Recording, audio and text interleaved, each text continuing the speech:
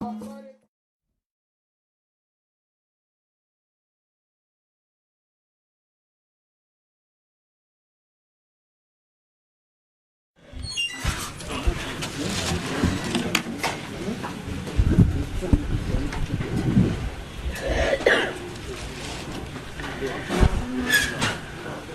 की इस विचार गोष्ठी में उपस्थित सभी जयपुर के सम्माननीय नागरिक बंधुओं, मंच पर बैठे हुए आदरणीय श्री धूत जी, रोटरी क्लब के पूर्व प्रांतपाल महोदय, मैं आपके सामने भारत देश की आज की एक बहुत गंभीर विषय पर वार्ता करने की तैयारी में हूँ। और वो गंभीर विषय क्यों है? क्योंकि हमारे देश में पिछले 10-12 वर्षों से, या अभी कहें तो 15 वर्षों से, सरकार की ओर से बहुत बड़े पैमाने पर एक अभियान चलाया जा रहा है। वो है उदारीकरण, वैश्वीकरण, ग्लोबलाइजेशन, लिबरलाइजेशन। पिछले 10-12-15 वर्षों से जब से ये अभियान चल रहा है, इस अभियान को अगर मैं समझ पा रहा हूँ तो ये ना तो ग्लोबलाइजेशन है, ना तो लिबरलाइजेशन है, ये भारतीय समाज का अमेरिकनाइजेशन करने की कोशिश हो रही है। क्योंकि अगर ग्लोबलाइजेशन की हम बात करें और लिबरलाइजेशन की बात करें तो वो बात कुछ दूसरे तरह की होती है। जैसे हम कहते हैं कि दुनिया जो है ना सबके लिए खुली है। अगर दुनिया सबके लिए खुली है और बार बार एक मुहावरा इस्तेमाल होता है कि अब पूरा विश्व एक गांव हो गया है, कोई कहीं भी आ सकता है, कोई कहीं भी जा सकता है, तो इस दृष्टि से मैंने उदारीकरण, वैश्वीकरण को समझने की कोशिश की है कि क्या सच में विश्व एक गांव हो गया है। तो मेरे मन में जो प्रश्न आता है वो और जो हो रहा है वो, दोनों को जब मैं देखने की कोशिश करता हूं तो पता चलता है कि ऐसा तो कुछ भी नहीं हो रहा है। अगर हम ग्लोबलाइजेशन का सही अर्थ माने तो भारतीय मान्यता में और भारत की संस्कृति में, सभ्यता में वसुधैव कुटुंबकम कहा गया है कि सारी वसुधा, पूरी पृथ्वी हमारा एक परिवार है, कुटुंब है, जिसमें हर कोई स्वतंत्र है अपनी इच्छा से दूसरों की सीमाओं का सम्मान करते हुए कुछ करने के लिए। हमारी तो भारत की मान्यता कुछ इस तरह की है। लेकिन क्या दुनिया में वैश्वीकरण और उदारीकरण के नाम पर जो हो रहा है वो वैसा ही है? तो देखने में आता है कि हो ये रहा है कि अमेरिका और यूरोप की तरफ से दुनिया के गरीब देशों को जबरदस्ती दबाकर एक तरफा उनको अमेरिका और यूरोप की वस्तुओं का, सेवाओं का बाजार बनाने की तैयारी और कोशिश हो रही है।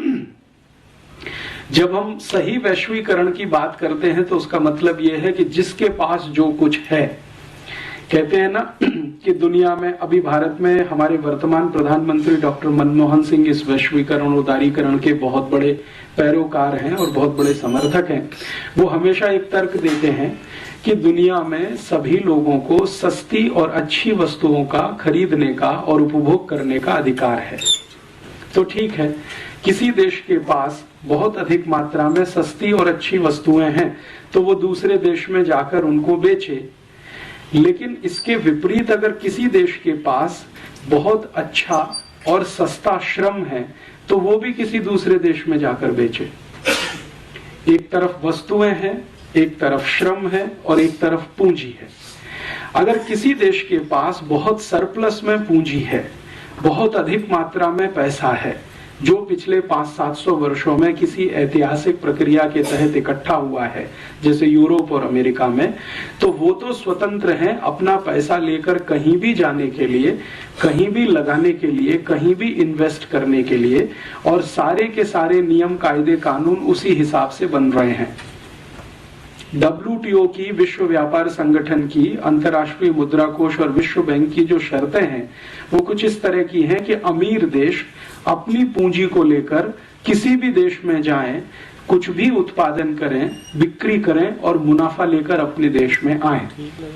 तो जब भी उनसे ये बात होती है कि भाई आप अपनी पूंजी लेकर दुनिया के अगर किसी भी देश में जा सकते हैं, तो जिन देशों के पास पूंजी नहीं है उनके पास दूसरी कोई चीज है, तो वो उसे लेकर दूसरे किसी भी देश में जाने की उनको छूट होनी चाहिए।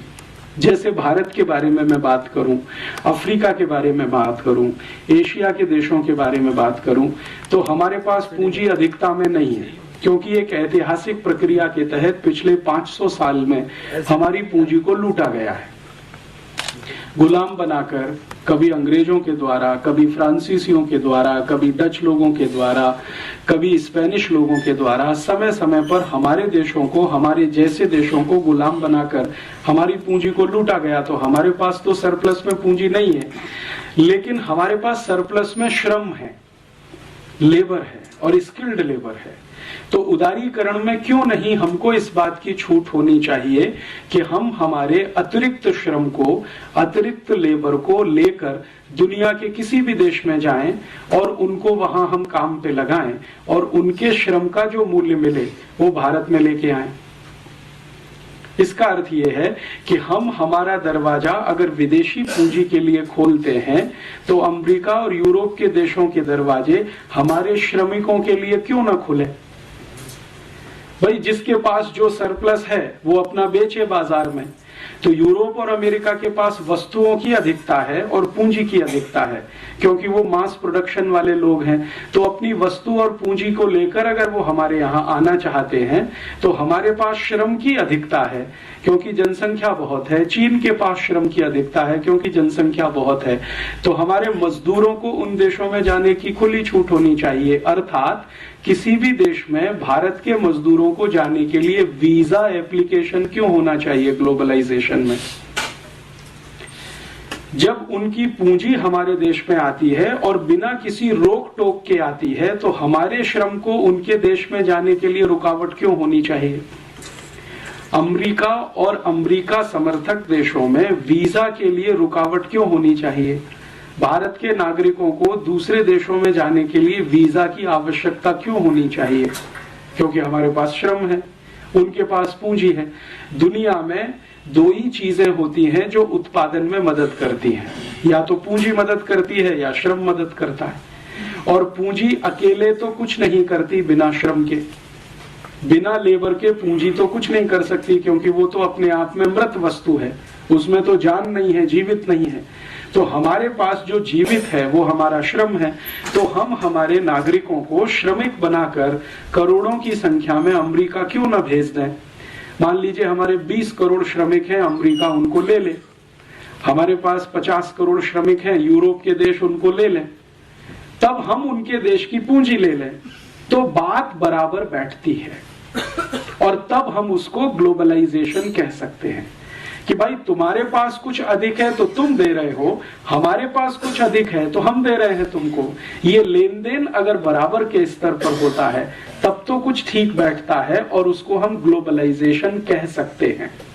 लेकिन अभी क्या हो रहा है, वास्तविकता ये है कि हमारे श्रमिक अमेरिका ना जा सकें, यूरोप के देशों में ना जा सकें, उसके लिए इतने कठोर वीजा के नियम बनाए गए हैं कि आप आसानी से वीजा ले न सकें। भारत में हर साल 50 लाख से ज्यादा नागरिक अमेरिका के वीजा के लिए एप्लीकेशन देते हैं और उनमें से 45 लाख को एक ही बार में रिजेक्ट कर दिया जाता है। 5 लाख में से सिलेक्शन किया जाता है और उसमें से मुश्किल से 1-8 लाख को या उससे भी कम 70-80 हजार को वीजा दिया जाता है। तो हमारे यहाँ से नागरिक उनके यहाँ नहीं जा सकते, लेकिन उनके यहाँ से पैसा हमारे यहाँ आ सकता है। अच्छा, जब इन देशों के साथ इस तरह की बात होती है तो वो एक तर्क देते हैं। वो ये कहते हैं कि अगर हम भारत और भारत जैसे विकासशील देशों के श्रमिकों के लिए अपने दरवाजे खोल दें तो हमारे देश में तो ओवर पॉपुलेशन हो जाएगा।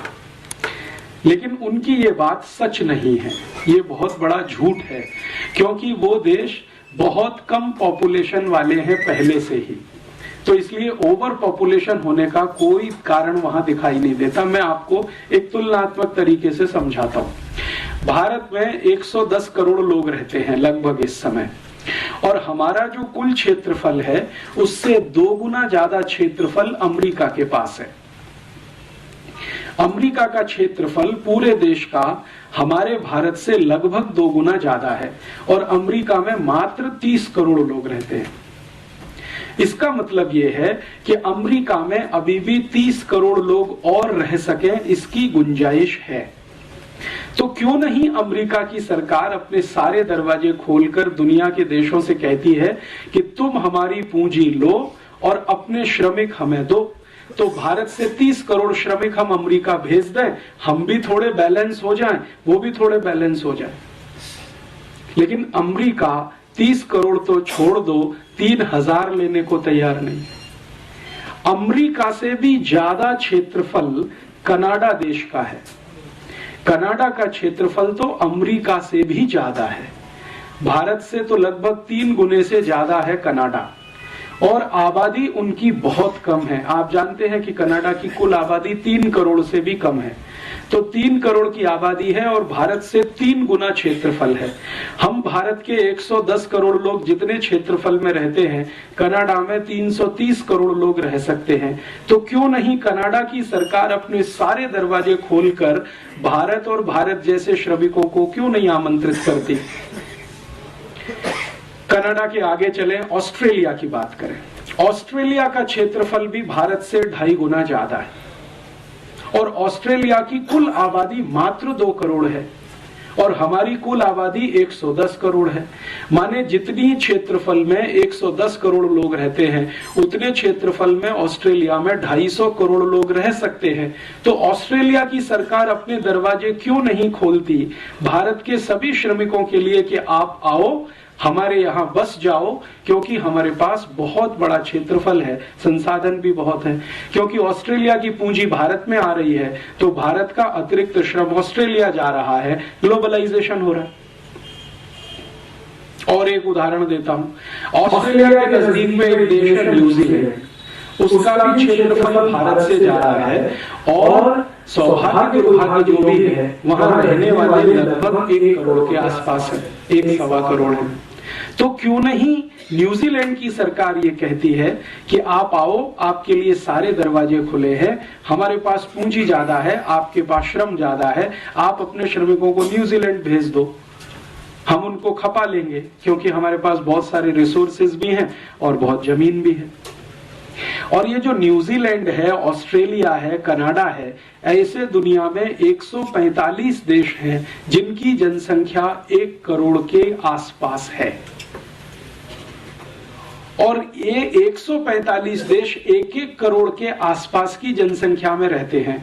और भारत और चीन जैसे जो देश, 2 देश जहां की कुल जनसंख्या लगभग 250 करोड़ के आसपास है, वो इनसे कम क्षेत्रफल में रहते हैं। तो चीन और भारत के पास श्रम बहुत है, एशिया के पास श्रम बहुत है। तो एशिया के श्रमिकों के लिए यूरोप और अमेरिका के दरवाजे खुले, तो हम उनकी पूंजी के लिए अपना दरवाजा खोलें, तब तो बात बनती है ग्लोबलाइजेशन, उदारीकरण, वैश्वीकरण, जिसको हम ईमानदारी से कहें। लेकिन अभी क्या हो रहा है? अभी ऐसा नहीं हो रहा है। अभी जो हो रहा है पिछले 12-15 वर्षों से वो ये कि भारत के श्रमिक और चीन के श्रमिक, बांग्लादेश के श्रमिक या पाकिस्तान के श्रमिक यूरोप के देशों में घुस नहीं सकते। इतने कठोर वीजा के कानून पिछले 10-12 वर्षों में बनाए गए। और ना सिर्फ कठोर कानून बनाए गए हैं, बल्कि बेईमानी भी शुरू की गई है। बेईमानी क्या शुरू की गई है? मैंने आपसे कहा कि 50 लाख हिंदुस्तानी हर साल अमेरिका के लिए वीजा एप्लीकेशन देते हैं, उनमें से 45 लाख को तो रिजेक्ट कर दिया जाता है।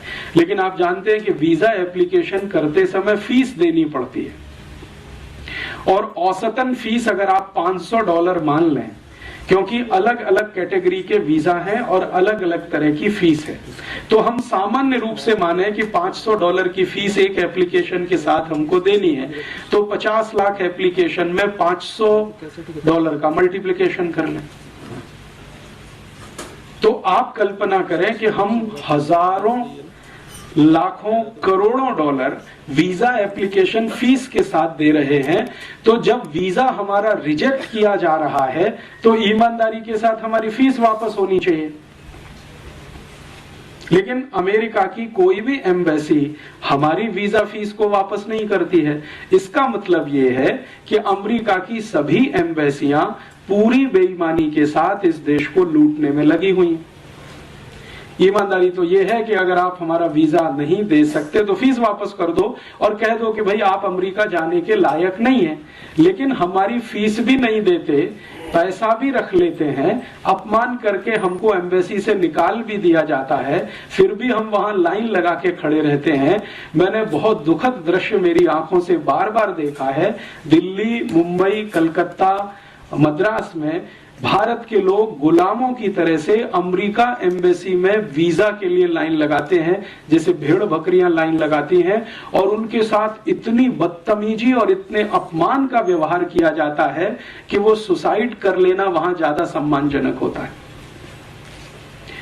हर क्षण अपमान करते हैं। आपको इंटरव्यू के लिए बुलाया जाएगा और बहुत ही बदतमीजी के साथ आपसे सवाल किए जाएंगे। और सिर्फ इतना ही अपमान नहीं करते हैं, आप गलती से वीजा पा गए और अमेरिका के हवाई अड्डे पर पहुंच गए तो आपके कपड़े उतार सकते हैं, और पूरे के पूरे उतार सकते हैं। और ये कोई साधारण आदमी के साथ होता हो तो हम चलो मान लेते हैं, लेकिन ये हमारे रक्षा मंत्रियों के साथ होता है, मुख्यमंत्रियों के साथ होता है। अभी थोड़े दिन पहले आप जानते हैं कि इस भारत देश के मध्य प्रदेश के मुख्यमंत्री श्री बाबूलाल गौर अमेरिका प्रवास पे गए और हवाई अड्डे पर सारे कपड़े उतरवा लिए। और श्री बाबूलाल गौर कहते हैं खुद कि मैं सिर्फ अंडरवियर पहने हुए था, बाकी सब उतारना पड़ा।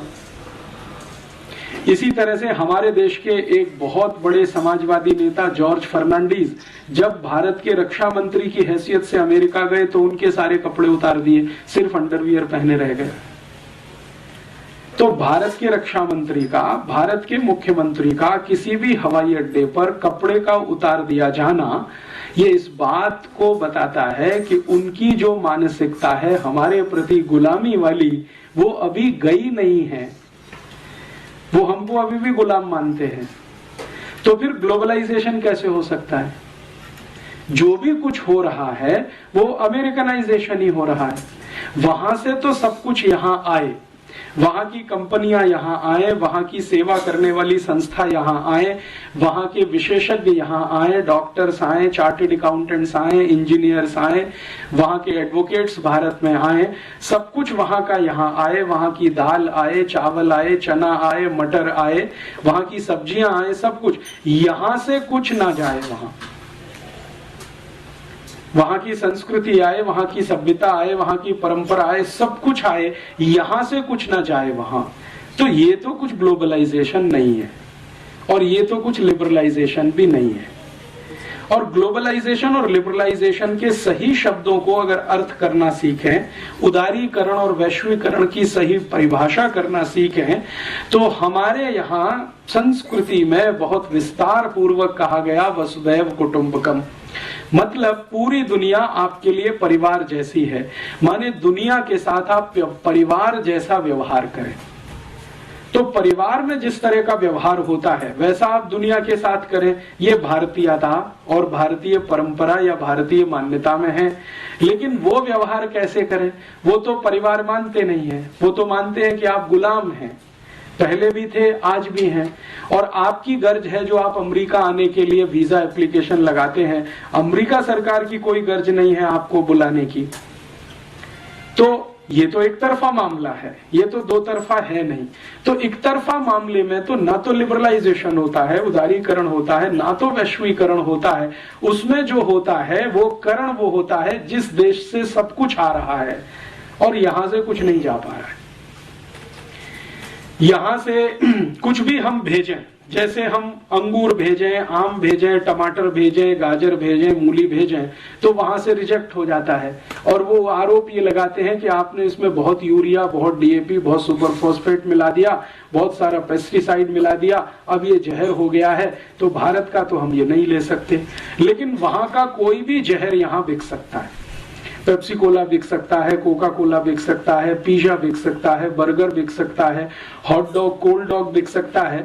हमारे देश की कई वैज्ञानिक संस्थाओं ने पेप्सी कोक को जहर घोषित किया है, फिर भी बिक सकता है। तो वहां का कुछ भी बिके, यहाँ का अंगूर भी अमेरिका में ना बिक सके, आम भी ना बिक सके, गाजर, टमाटर, मूली भी ना बिक सके। तो ये सारा मामला जो है ना तो वैश्वीकरण का है, ना उदारीकरण का है, ये सारा अमरीकीकरण का है। और इस अमरीकीकरण को हमारे देश के वर्तमान प्रधानमंत्री ने और हमारे देश के वर्तमान वित्त मंत्री ने, दोनों ने अलग अलग समय पर बिल्कुल ठप्पा लगा के सिद्ध कर दिया कि हम जो कर रहे हैं वो वास्तव में भारत का गुलामीकरण ही है। मैं आपको इसका एक ठोस उदाहरण देता हूं। हमारे वर्तमान प्रधानमंत्री डॉक्टर मनमोहन सिंह 8 जुलाई 2005 को लंदन गए। लंदन में एक बड़ी विश्वविद्यालय है, उसको ऑक्सफोर्ड कहते हैं। हमारे वर्तमान प्रधानमंत्री ऑक्सफोर्ड में पढ़े हैं, ऐसा वो बड़े गर्व से कहते हैं।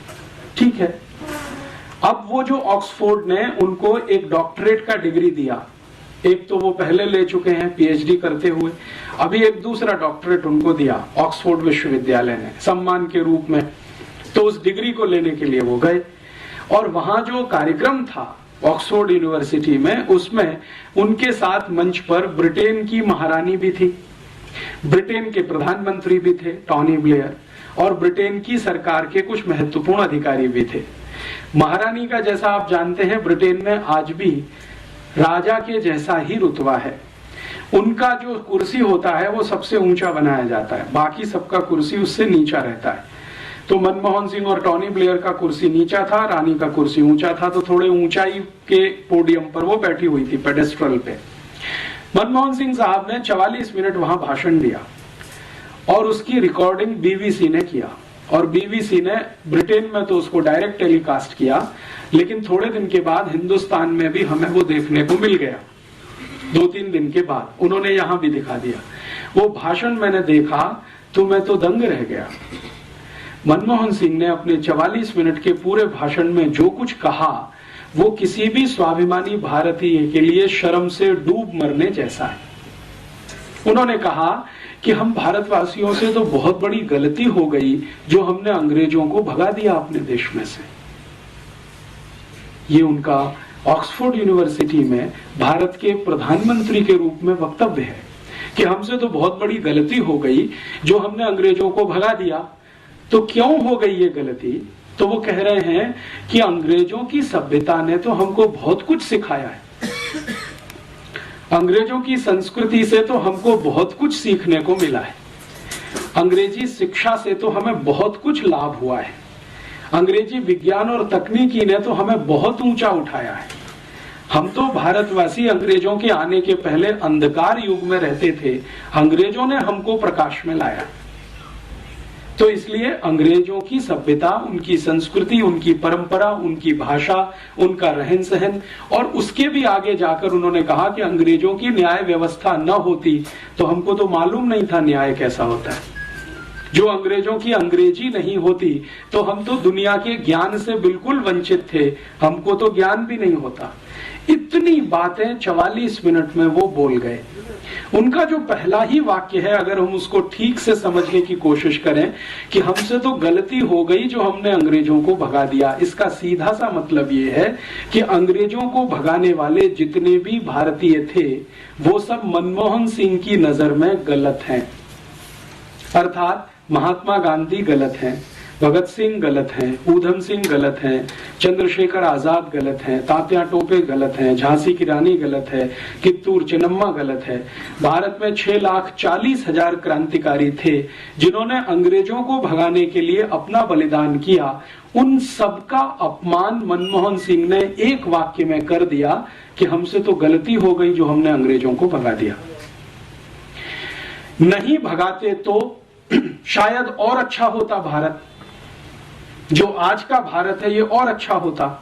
और अच्छा होता माने मनमोहन सिंह की नजरों में भारत और 1947 से 2005 तक अंग्रेजों का ही गुलाम रहता, हमारी नजरों में गुलाम रहता। मनमोहन सिंह की नजरों में विकास करता हुआ एक देश होता, क्योंकि विकास करना तो हमने अंग्रेजों से ही सीखा। ये मनमोहन सिंह की पक्की मान्यता है।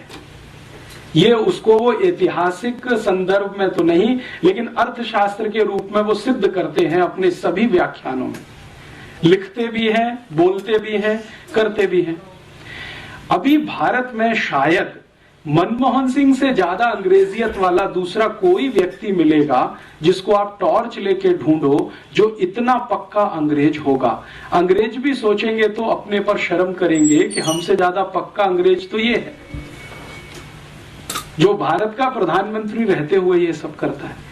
अच्छा, 44 मिनट का भाषण बोल देने के बाद जब उनको डिग्री दी गई तो उसके एक कदम आगे जाकर उन्होंने क्या किया, मैंने आपको कहा ना कि विक्टोरिया जो उनकी रानी है वो बैठी हुई थी, उसका मंच थोड़ा ऊंचा था, तो मनमोहन सिंह उसके पास गए, लिटरली घुटनों के बल उसके सामने बैठे और वो कागज हाथ में लिए हुए। जैसे हम किसी भगवान के सामने घुटने में बैठकर वो जो प्रणाम करते हैं ना, मनमोहन सिंह ने ठीक उसी अदा में, स्टाइल में विक्टोरिया को प्रणाम किया, घुटनों पे बैठकर, आगे झुककर। इतनी गुलामी अभी तक भारत में है प्रधानमंत्री स्तर के नेता में। अगले दिन लंदन के बहुत सारे अखबारों में बहुत कुछ छपा और एक अखबार ने तो सीमा तोड़कर लिखा कि अभी हमें सोचना पड़ेगा कि भारत आजाद हो गया है हमारी गुलामी से। एक अखबार ने लिखा कि अगर मनमोहन सिंह एक व्यक्ति के रूप में इंग्लैंड आए, लंदन आए और उनको कोई डॉक्टरेट दी जाए और उसको वो स्वीकार करें और रानी के चरणों में बैठकर प्रणाम करें तो वो सामान्य है, सामान्य व्यक्ति के रूप में। लेकिन भारत के प्रधानमंत्री के रूप में अगर वो आए हैं और इस तरह का व्यवहार करते हैं तो हमें ये सोचना पड़ेगा कि भारत स्वतंत्र हो गया है। ये जो मानसिकता है, ये मनमोहन सिंह तो मैंने एक निमित्त रूप में नाम लिया है, आपको समझ में आ जाए जल्दी, क्योंकि ये तत्काल की घटना है।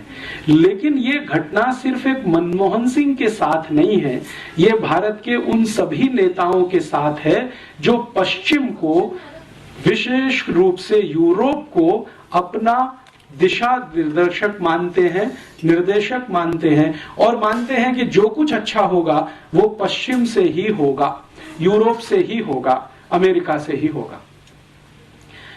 इस तरह की बात जो मनमोहन सिंह ने अभी की है, ये कोई असामान्य नहीं है भारत में, क्योंकि पिछले आजादी के लगभग 60 वर्षों में कई प्रधानमंत्रियों के मुंह से हमने इस तरह की बातें सुनी हैं।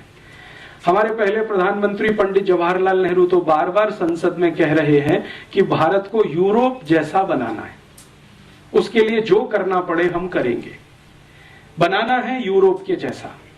और इसको उन्होंने 1953 में स्वीकार किया है। उनकी एक चिट्ठी है जो कनाडा के प्रधानमंत्री को उन्होंने लिखी है और उस पर उन्होंने स्पष्टता से कहा है कि मेरे और महात्मा गांधी के बहुत बड़े वैचारिक मतभेद हैं भारत के विकास को लेकर।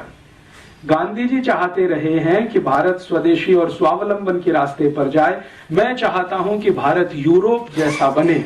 इसमें हमारे उनके बहुत मतभेद हैं, वो कनाडा के प्रधानमंत्री को कह रहे हैं।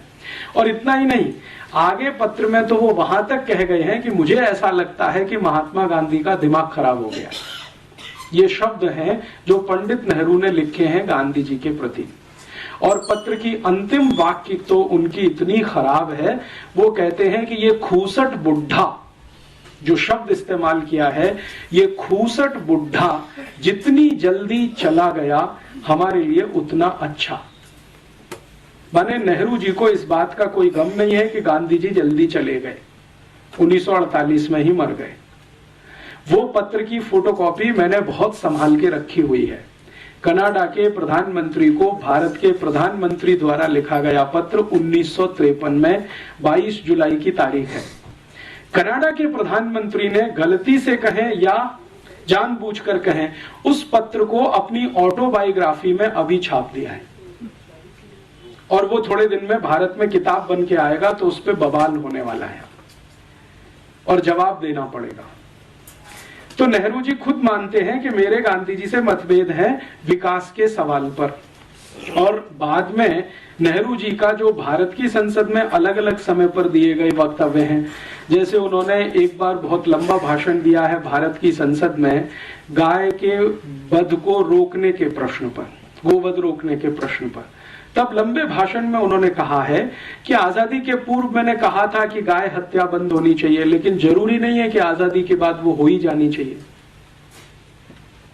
और वो कहते हैं कि मैं संसद के सभी सांसदों को विनम्रता पूर्वक अपील करता हूं कि ये गोवध को रोकने के लिए जो कानून बनने जा रहा है इसको वो पास ना होने दें।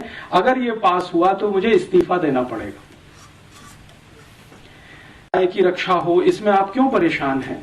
तो नेहरू जी कहते हैं कि ये विश्व के लोग हंसेंगे हमारे ऊपर, दुनिया हंसेगी कि हम गाय बचाने में लगे हुए हैं। दुनिया हंसेगी माने यूरोप हंसेगा हमारे ऊपर कि हम गाय बचाने में लगे हुए, क्योंकि यूरोप में तो गाय को काट के ही खाया जाता है। दूध के लिए गाय को यूरोप में पाला नहीं जाता है।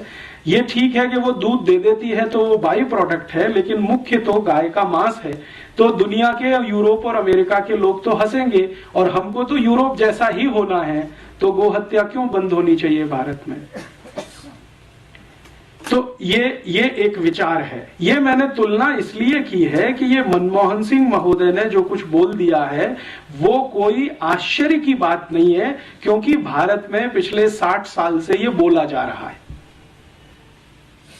अगर नेहरू जी ये बोल सकते हैं तो मनमोहन सिंह के बोलने में क्या तकलीफ है? और आप कहेंगे जी ये नेहरू जी और मनमोहन सिंह तक सीमित है, तो ये ऐसा नहीं है।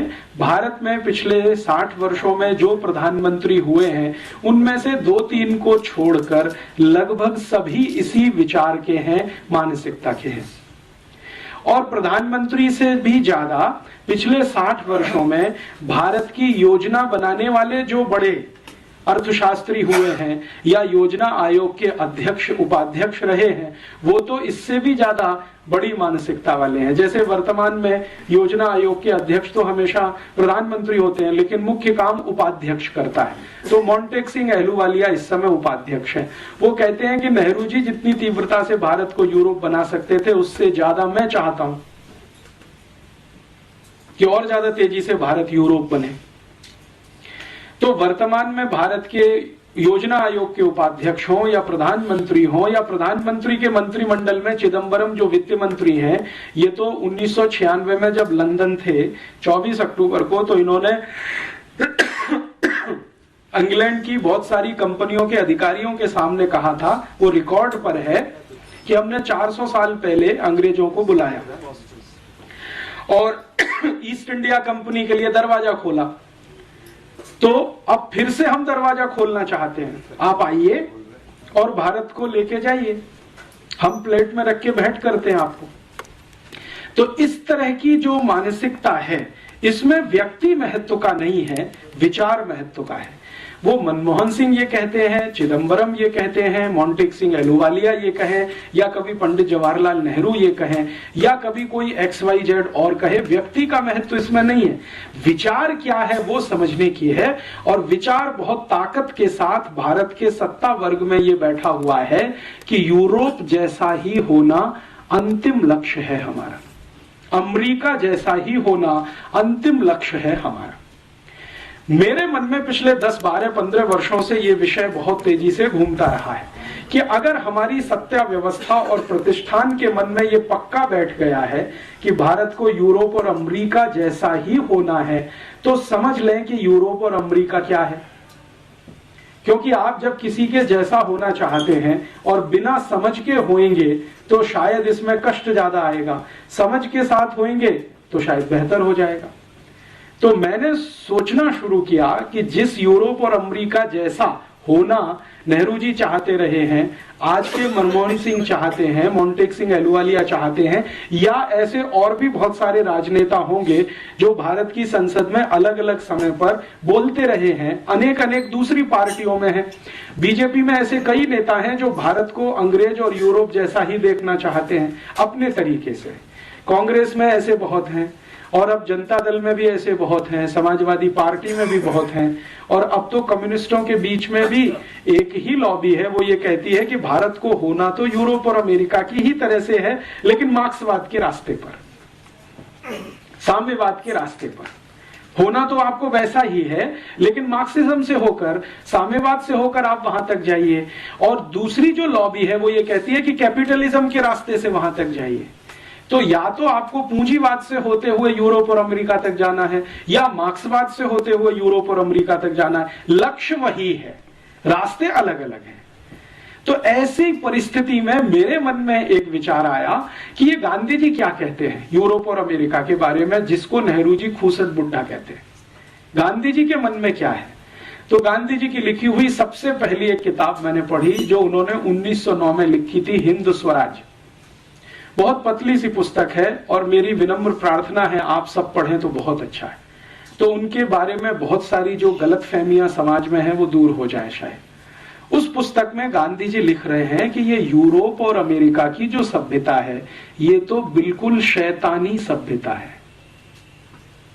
शैतान शब्द उन्होंने इस्तेमाल किया है और गांधी जी के सामने बहुत बार उस पुस्तक को रखकर पंडित नेहरू ने और भारत के कई नेताओं ने आपत्ति उठाई है कि आपने इतना कड़ा शब्द क्यों लिखा है कि ये शैतानी सभ्यता है।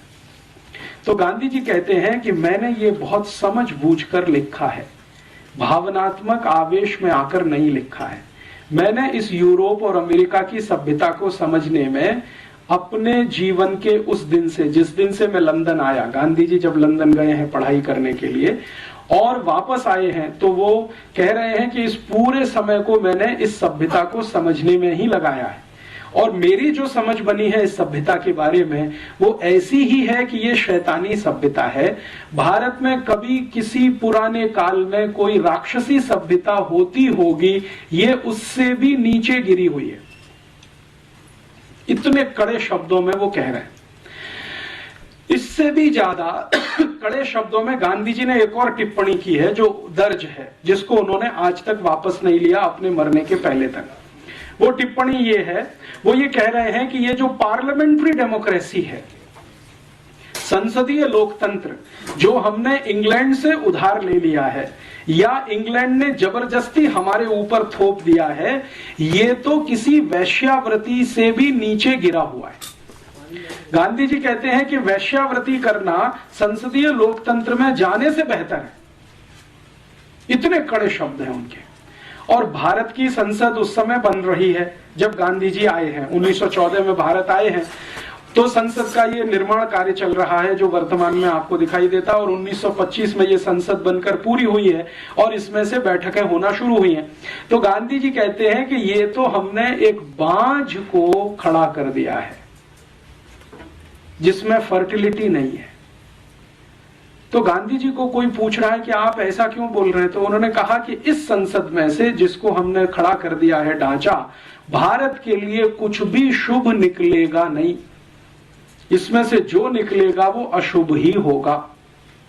और ये बात गांधी जी जो 1914-15 में कह गए हैं, सन 2005 में सिद्ध हो गई है। अब इसमें सिद्ध होने के लिए और बहुत प्रतीक्षा करने की जरूरत नहीं है कि इसमें से कुछ निकलेगा नहीं। प्रोस्टिट्यूशन बोल दिया संसदीय लोकतंत्र को और यूरोपियन अमेरिकन सिविलाइजेशन को बोल दिया कि ये शैतानी सभ्यता है। शैतान की सभ्यता, राक्षसों की सभ्यता भी इससे कुछ अच्छी हो सकती है, ये उससे भी गिरी हुई है। गांधी जी की यही एक पुस्तक पढ़कर मेरे मन में तीव्र जिज्ञासा पैदा हुई कि गांधी जी ने जिस यूरोपीय सभ्यता के बारे में ये शब्द इस्तेमाल किया और जिसको उन्होंने समझ लिया 14-15 साल में, इसको हम भी समझें। तो पहले मैं ढूंढता रहा कि गांधी जी ने यूरोपियन सभ्यता के बारे में कहां कहां क्या क्या लिखा है, लेकिन गांधी जी ने अपने एक पत्र में लिखा है। मीरा बहन जो गांधी जी की एक सहयोगी थी, मैडलिन स्लेड उनका मूल नाम था, आयरिश लेडी थी, गांधी जी के साथ आकर उन्होंने बहुत दिन काम किया, तो उनको बहुत सारे पत्र उन्होंने लिखे हैं। तो उसमें एक पत्र है जिसमें वो कहते हैं कि देखो, मुझे कभी समय मिला, फुर्सत हुई तो विस्तार के साथ में पश्चिमी सभ्यता के बारे में लिखूंगा, तुमको कोई आपत्ति तो नहीं होगी। तो मीरा बहन कह रही है कि बापू, उस सभ्यता से परेशान होकर तो मैं आपके पास आई हूं, मुझे क्या आपत्ति होगी, मुझे तो खुशी होगी कि भारत के लोग उसको खुलकर देख और समझ लेंगे जो अंधे होकर उसके पीछे भाग रहे हैं, जिसको छोड़कर मैं आपके पास आई। लेकिन ये पत्र ही रह गया। गांधी जी को शायद समय नहीं मिला, फुर्सत नहीं मिली और वो लिख नहीं पाए। यूरोपीय और पश्चिमी सभ्यता के बारे में ज्यादा वो कुछ कह नहीं पाए, सिर्फ संकेत भर कुछ उन्होंने कर दिए। बाद में मैंने ढूंढना शुरू किया कि गांधी जी के जो समकालीन है, दो को किसी ने कुछ लिखा हो यूरोपीय सभ्यता के बारे में। तो गांधी जी के जो समकालीन हैं और कुछ अच्छे लेखक इस देश में माने जाते हैं, उनमें से 2-3 ने कोशिश किया, लेकिन वो भी भरपूर तरीके से नहीं लिखा, संकेत मात्र है। जैसे एक जैनेन्द्र कुमार जैन बड़े हिंदी के लेखक हुए, गांधी जी से बहुत प्रभावित थे, पश्चिमी सभ्यता के बारे में उन्होंने कुछ लिखा है। अभी थोड़े दिन पहले हिंदी के एक बड़े लेखक का स्वर्गवास हुआ, श्री निर्मल वर्मा। उन्होंने थोड़ी कोशिश की है और पश्चिमी सभ्यता को गांधी जी की दृष्टि से देखने की, लिखने की, लेकिन श्री निर्मल वर्मा ने पश्चिमी सभ्यता के बारे में 2-3 फुटकर लेख लिखे हैं, कोई बड़ा पुस्तक नहीं लिख पाए। ऐसे हमारे देश में कुछ और भी हिंदी के लेखक हुए, कुछ कन्नड़ के हैं, तमिल तेलुगु में है। तेलुगु के एक बड़े लेखक हैं शास्त्री, वासुदेव शास्त्री करके, जो नारायण ये पीवी नरसिम्हा राव मंत्रिमंडल में कुछ समय तक उनके सलाहकार में थे।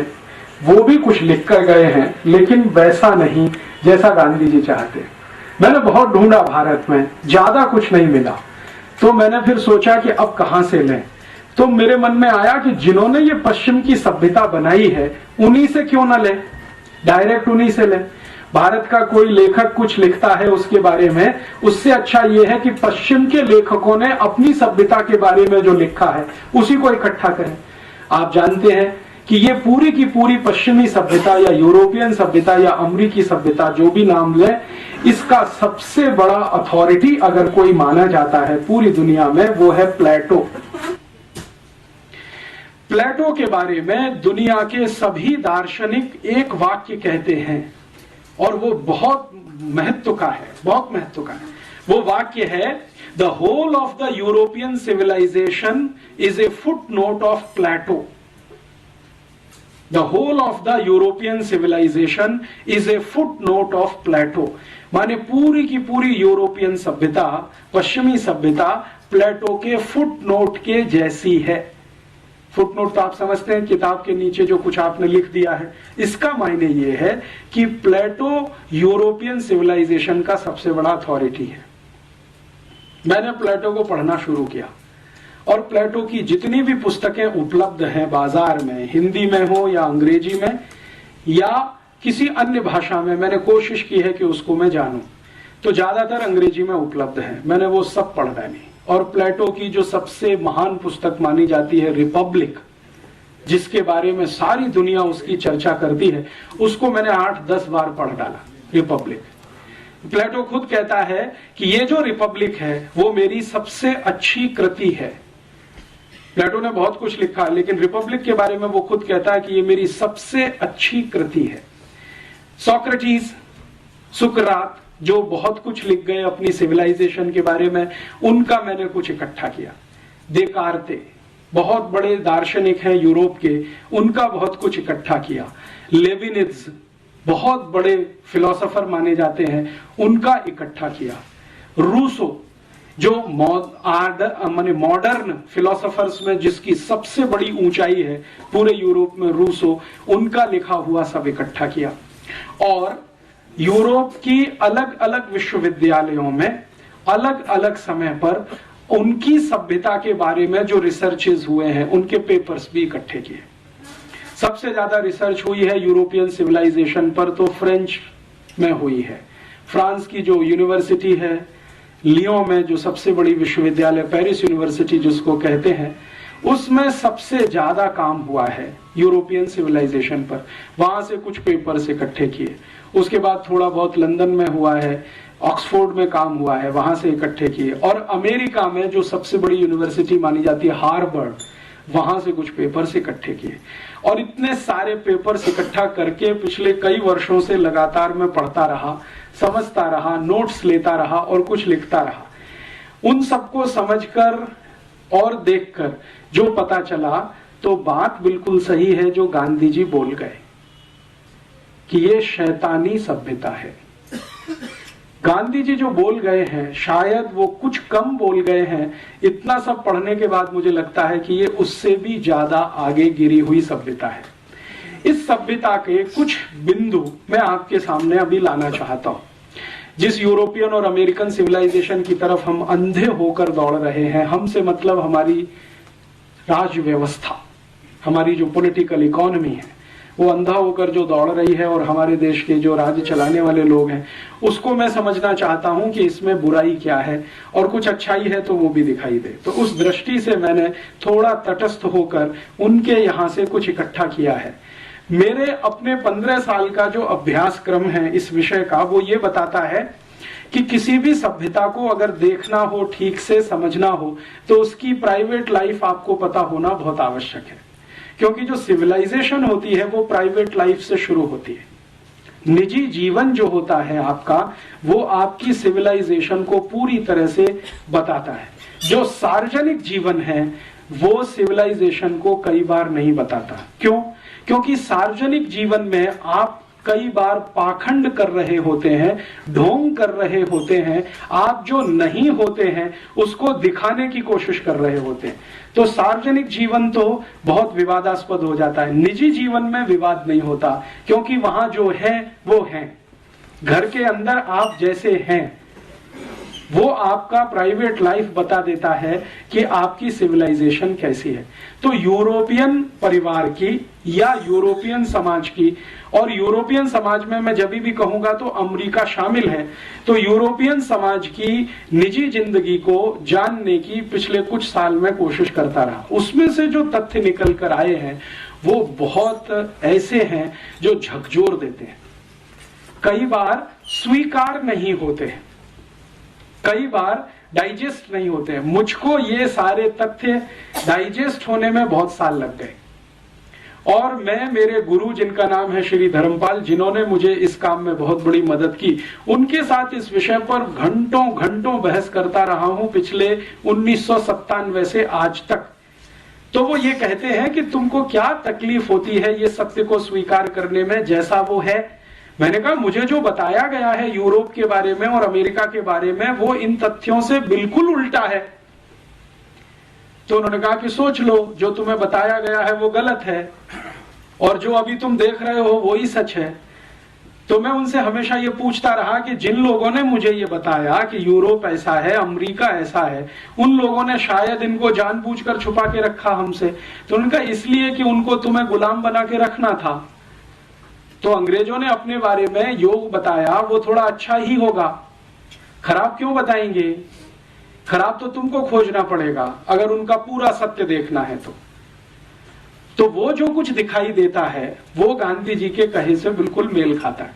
अभी मैं यूरोपियन सभ्यता के बारे में आगे बढ़ूं उससे पहले एक सत्य उनका आपके सामने उद्घाटित करूं। वो आप सब जानते हैं, लेकिन ध्यान में लाने के लिए, यूरोप जो है वो एक खास तरह के वातावरण में रहने वाला इलाका है। खास तरह का वातावरण माने जहां ठंड बहुत होती है, तापमान बहुत बार -20 डिग्री सेंटीग्रेड से भी नीचे चला जाता है, कई बार -40 डिग्री सेंटीग्रेड हो जाता है। दुनिया में माना जाता है कि 0 डिग्री तापमान जो है ना सबसे न्यूनतम है, लेकिन वो -20 उससे भी नीचे है, -40 और ज्यादा नीचे है। तो कई बार -20 -40 डिग्री सेंटीग्रेड टेम्परेचर हो जाए और वो 2-2 3-3 महीने तक लगातार रहे, तो आप कल्पना करिए कि कैसा इलाका होगा। भयंकर ठंड वाला, बर्फ वाला इलाका है। यूरोप में 23 देश तो ऐसे हैं जहां साल में 9 महीने सूर्य का प्रकाश जमीन पर नहीं आता। 23 देशों में तो सूर्य का प्रकाश 9 महीने तक जमीन पे नहीं आता। परिणाम क्या होगा? जिन देशों में 9 महीने तक सूर्य का प्रकाश जमीन पर नहीं आएगा, वहां की जमीन में घास का तिनका कैसे उगेगा? क्योंकि पूरा का पूरा जो साइंस है, बोटेनिकल और प्लांट वैरायटीज का जो साइंस है, वो तो ये कहता है कि बिना सूर्य के प्रकाश के जमीन से अंकुरण नहीं होता। बीज आप कितना भी डालो, लेकिन उसमें अंकुरण होने के लिए जो गर्मी चाहिए वो गर्मी सूर्य ही देता है। तो बीज तो आपने डाल दिया, लेकिन अंकुरण की ताकत तो सूर्य के प्रकाश में है। 9 महीने तक सूर्य का प्रकाश जिस क्षेत्र में नहीं आएगा, वहां 9 महीने तक तो जमीन में से कुछ नहीं उगेगा। तो यूरोप के 23 देशों में साल में 9 महीने जमीन में से कुछ उत्पादन नहीं होता, और 6 महीने तक तो बर्फ ही बर्फ रहती है। और बर्फ भी इतनी होती है कि उसको काट कर हटाना उनके जिंदगी का सबसे बड़ा काम है। आज आप कनाडा चले जाइए, इस समय ऑस्ट्रेलिया चले जाइए, न्यूजीलैंड चले जाइए, फ्रांस में चले जाइए, तो वहां की सरकारों की बहुत सारी संस्थाएं और प्रशासन बर्फ हटाने के काम में ही रात दिन लगा रहता है ताकि सड़क को चलने लायक बनाया जा सके। और यूरोप में ज्यादातर घर जो होते हैं वहां दरवाजे दो तरह के हैं, एक तो आपका फ्रंट डोर है और एक छत के ऊपर से है। कई बार बर्फ इतनी होती है कि सामने का दरवाजा बंद होता है सड़क वाला, तो छत के ऊपर के दरवाजे से जाना पड़ता है। ऐसा इलाका है। तो उससे मैं एक ही बात आपके ध्यान में लाना चाहता हूं, बहुत ठंडी वाला इलाका है, बहुत सर्दी वाला इलाका है, ठंड सबसे ज्यादा होती है। गर्मी क्या होती है ये यूरोप के लोगों को अंदाजा नहीं है। कभी तापमान गर्मियों में 30 डिग्री के ऊपर चला जाए तो हाय तौबा हो जाती है। तो ऐसा एक क्षेत्र है, विशेष क्षेत्र है। ये अच्छा है खराब है मैं नहीं कह रहा हूं, मैं सिर्फ एक बात कह रहा हूं कि वो एक विशेष क्षेत्र है जो बहुत ठंडी में रहता है। तो एक कल्पना मेरे मन में आती है जो सच दिखाई देती है। लगातार लोग अगर ऐसे इलाके में रहते हैं तो शायद वो भी बर्फ जैसे ही ठंडे होते हों। सालों साल सालों साल सालों साल अगर आपको रहना पड़े, पीढ़ी दर पीढ़ी, पीढ़ी दर पीढ़ी, पीढ़ी दर पीढ़ी, कोई 10-20 साल का कहानी नहीं है, 2000, 2500, 3000 साल का कहानी। हर पीढ़ी को ऐसे ही वातावरण में अगर रहना पड़े तो शायद लोग भी वैसे होते हों। बर्फ जैसे ठंडा होने का मतलब है मानसिकता के स्तर पर, माने भावनात्मक कम होना, रागात्मक कम होना, सहृदयात्मक कम होना, क्योंकि ये तो सब गर्म देशों की निशानियां हैं। और बहुत बार मैं मेरे मन में एक प्रश्न उठाता रहता हूं कि ये यूरोप का पूरा इलाका एक भी किसी सभ्यता को जन्म नहीं दे पाया अपने के बाद, और एक भी धर्म को नहीं दे पाया अपने के बाद। उनका अपना धर्म जिसको आज वो मानते हैं वो भी एशिया से गया है, जिसको क्रिश्चियनिटी कहा जाता है, वो यूरोप में नहीं है। आप जानते हैं इजराइल है, इजराइल एशिया में है और इजराइल उतना ही गर्म स्थान है जितने हम लोग हैं। हमारे यहाँ जिस तरह का वातावरण है लगभग उसी तरह का वहां है। अरब देशों में जिस तरह का वातावरण है लगभग इजराइल में वैसा ही है। तो सामान्य रूप से एशिया को गर्म माना जाता है। तो ये गर्म स्थान में से ही ईसाईयत निकली है, इसी गर्म स्थान में से इस्लाम निकला है और इसी गर्म स्थान में से हिंदुइज्म निकला है या भारतीयता निकली है। क्या कारण है ठंडे इलाकों से कोई धर्म नहीं निकलता? शायद उनके ठंडेपन के कारण, क्योंकि ठंडे इलाकों के लोगों की जो प्राथमिकताएं हैं वो गर्म इलाके के लोगों से बिल्कुल अलग होंगी। आप जरा सोचें, अगर मान लीजिए लगातार पीढ़ी दर पीढ़ी आपको बहुत बर्फ के क्षेत्र में रहना है तो आपकी प्राथमिकताएं तो बिल्कुल अलग होने वाली हैं उन लोगों से जो पीढ़ी दर पीढ़ी गर्म इलाकों में रहते हैं। तुलनात्मक रूप से प्राथमिकताएं तो अलग होने ही वाली। तो प्राथमिकताओं के अलग होने से शायद और दूसरी चीजें भी आती होंगी। अगर हमारी प्राथमिकता है तो उसमें से हम अपनी तरह की दुनिया बनाएंगे। सारी दुनिया प्राथमिकता के हिसाब से बनती है। हमारे घर की कुछ प्राथमिकताएं हैं, उसके हिसाब से हम हमारा घर बनाते हैं। दूसरे के घर की प्राथमिकताएं कुछ अलग हैं, उसके हिसाब से वो अपना घर बनाता है। दो घरों की प्राथमिकताएं कभी एक जैसी नहीं होती, तो दो घरों की वास्तु और रचना भी एक जैसी नहीं होती। दो घरों की रसोइयां भी एक जैसी नहीं होती। किसी घर की रसोई में कुछ खास तरह की चीज है, दूसरे में कुछ खास तरह की चीज है। वो सब प्राथमिकताओं का किस्सा है। तो यूरोप के लोगों की प्राथमिकताएं शायद सबसे ज्यादा ये होती होंगी इस बर्फ से बचना, इस ठंड से बचना, किसी तरह अपने को जिंदा बनाकर रखना, किसी भी तरह अपने को जिंदा बनाकर रखना, ये उनकी सबसे बड़ी प्राथमिकता होती होगी। इसलिए उनको हर समय, हर क्षण, हर स्थान पर एयर कंडीशनिंग की जरूरत पड़ती है। हमको नहीं है, क्योंकि हमारी प्राथमिकता में ठंड से लगातार बचना शामिल नहीं है। तो शायद नहीं है। आप जानते हैं यूरोप के सभी मॉल्स, शॉपिंग कॉम्प्लेक्स, अमेरिका के सभी मॉल्स, शॉपिंग कॉम्प्लेक्स, उनकी पब्लिक बिल्डिंग्स, प्राइवेट बिल्डिंग, सभी सेंट्रली हीटेड और सेंट्रली कूल्ड होती हैं। अब इसको लेकर अगर हम कोई अपनी ओपिनियन बनाते हैं, साहब देखो ये कितने ऊंचे लोग हैं, कितने हमसे आगे लोग हैं, जो सब कुछ इन्होंने सेंट्रली कूल्ड और सेंट्रली हीटेड बना रखा है, तो ये हमारी मूर्खता है, उनकी नहीं है, क्योंकि वो उनकी प्राथमिकता का हिस्सा है। उनको जिंदा रखना है अपने आप को, तो गाड़ियों को भी ऐसा ही बनाना पड़ेगा, सेंट्रली कूल्ड और सेंट्रली हीटेड। कई बार हम यूरोप के अखबारों में पढ़ते हैं, अमेरिका के अखबारों में पढ़ते हैं, और इस तरह की बहुत खबरें आती हैं कि इतनी बर्फ गिरती है, गाड़ी चल नहीं सकती है, तो गाड़ी को अंदर से स्टार्ट करके हीट करके बैठना पड़ता है घंटों घंटों तक इंतजार करने के लिए कि मौसम साफ हो तो हम 1 किलोमीटर आगे बढ़ें। अब हम इसको एक विशेषता के रूप में जब प्रचारित करना शुरू करें, अरे साहब यूरोप की तो सभी कारें सेंट्रली हीटेड होती हैं, तो वो हमारी मूर्खता है, उनकी वो विवशता है, उनके लिए वो आवश्यकता है, उनके लिए वो प्राथमिकता है, उनकी वो प्रायोरिटी है। अब अगर वही प्रायोरिटी को हम नकल करना शुरू करें, जिस इलाके में साल में 9 महीने क्या 12 महीने भयंकर सूर्य के दर्शन होते हों, गर्मी पड़ती हो, धूप मिलती हो, अगर हम भी वैसी नकल करने की कोशिश करेंगे तो वो हमारे ऊपर हंसेंगे ही, इससे ज्यादा कुछ नहीं करेंगे कि क्या मूर्ख लोग हैं। ये अपने हिंदुस्तान में भी वैसे ही कर लेना चाहते हैं जैसे हम हैं। हम तो मजबूरी में हैं क्योंकि हमारी व्यवस्था ऐसी है, ये तो शौक के साथ उस रास्ते पे जा रहे हैं। मैं कहना यह चाहता हूं कि शायद हिंदुस्तान की सभी गाड़ियों को सेंट्रली हीटेड और सेंट्रली कूल्ड करने की जरूरत नहीं है, क्योंकि मौसम ही हमारे यहां इस तरह का है।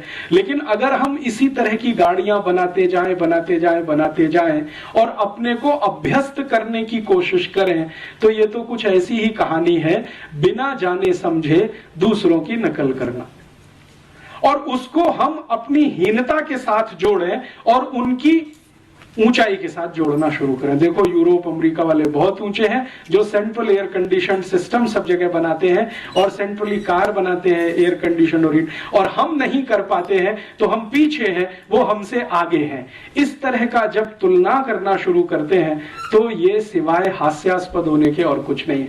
एक बार उनका क्षेत्र क्या है ये हमारे समझ में आए तो हर चीज उनको समझ में। अब देखिए, जब आप बहुत ठंड वाले इलाके में रहेंगे तो आपको अपने को गर्म रखने के लिए कुछ ना कुछ एक्स्ट्रा क्यूरिकुलर करना पड़ेगा, एक्स्ट्रा एक्टिविटीज करनी पड़ेंगी ताकि आप गर्म बने रहें। नहीं तो ठंडे पड़ गए तो आप गर्म बने रहें, इसके लिए कुछ ऐसा करते रहिए। तो आप जरा ध्यान दें, यूरोप के देशों में लोगों के अपने वैयक्तिक जीवन के जो कुछ है हिस्से, वो किस तरह के हैं। उदाहरण के लिए उनका डांस ले लें। उनके डांस में हम हमेशा देखते हैं यूरोप और अमेरिका में कि सबसे ज्यादा तेज पद संचालन होता है। अगर आप पूर्वी यूरोप में जाएं, जिसको सोवियत संघ पहले कहा जाता था, और सोवियत संघ का जो पड़ोस है, पोलैंड है, चेकोस्लोवाकिया, बल्गारिया, रोमानिया, हंगरी आदि आदि, वहां का कोई भी डांस देखें जो यूरोप का हिस्सा, तो सबसे फास्ट, सबसे तेज पद संचालन उन्हीं के नृत्य में है। क्यों? यूरोप का डांस आपने देखा, बहुत सारे ट्रुप्स आते हैं, यूरोपियन ट्रुप्स, जिनके डांस मैंने दिल्ली में देखे हैं, मुंबई में देखे हैं। वो इतना तेज क्यों करते हैं? शायद वो उनकी जरूरत होगी, क्योंकि इतना तेज करने से शायद शरीर में ऊर्जा ज्यादा पैदा होती होगी, तो शायद उस ठंड से लड़ने में मदद करती होगी।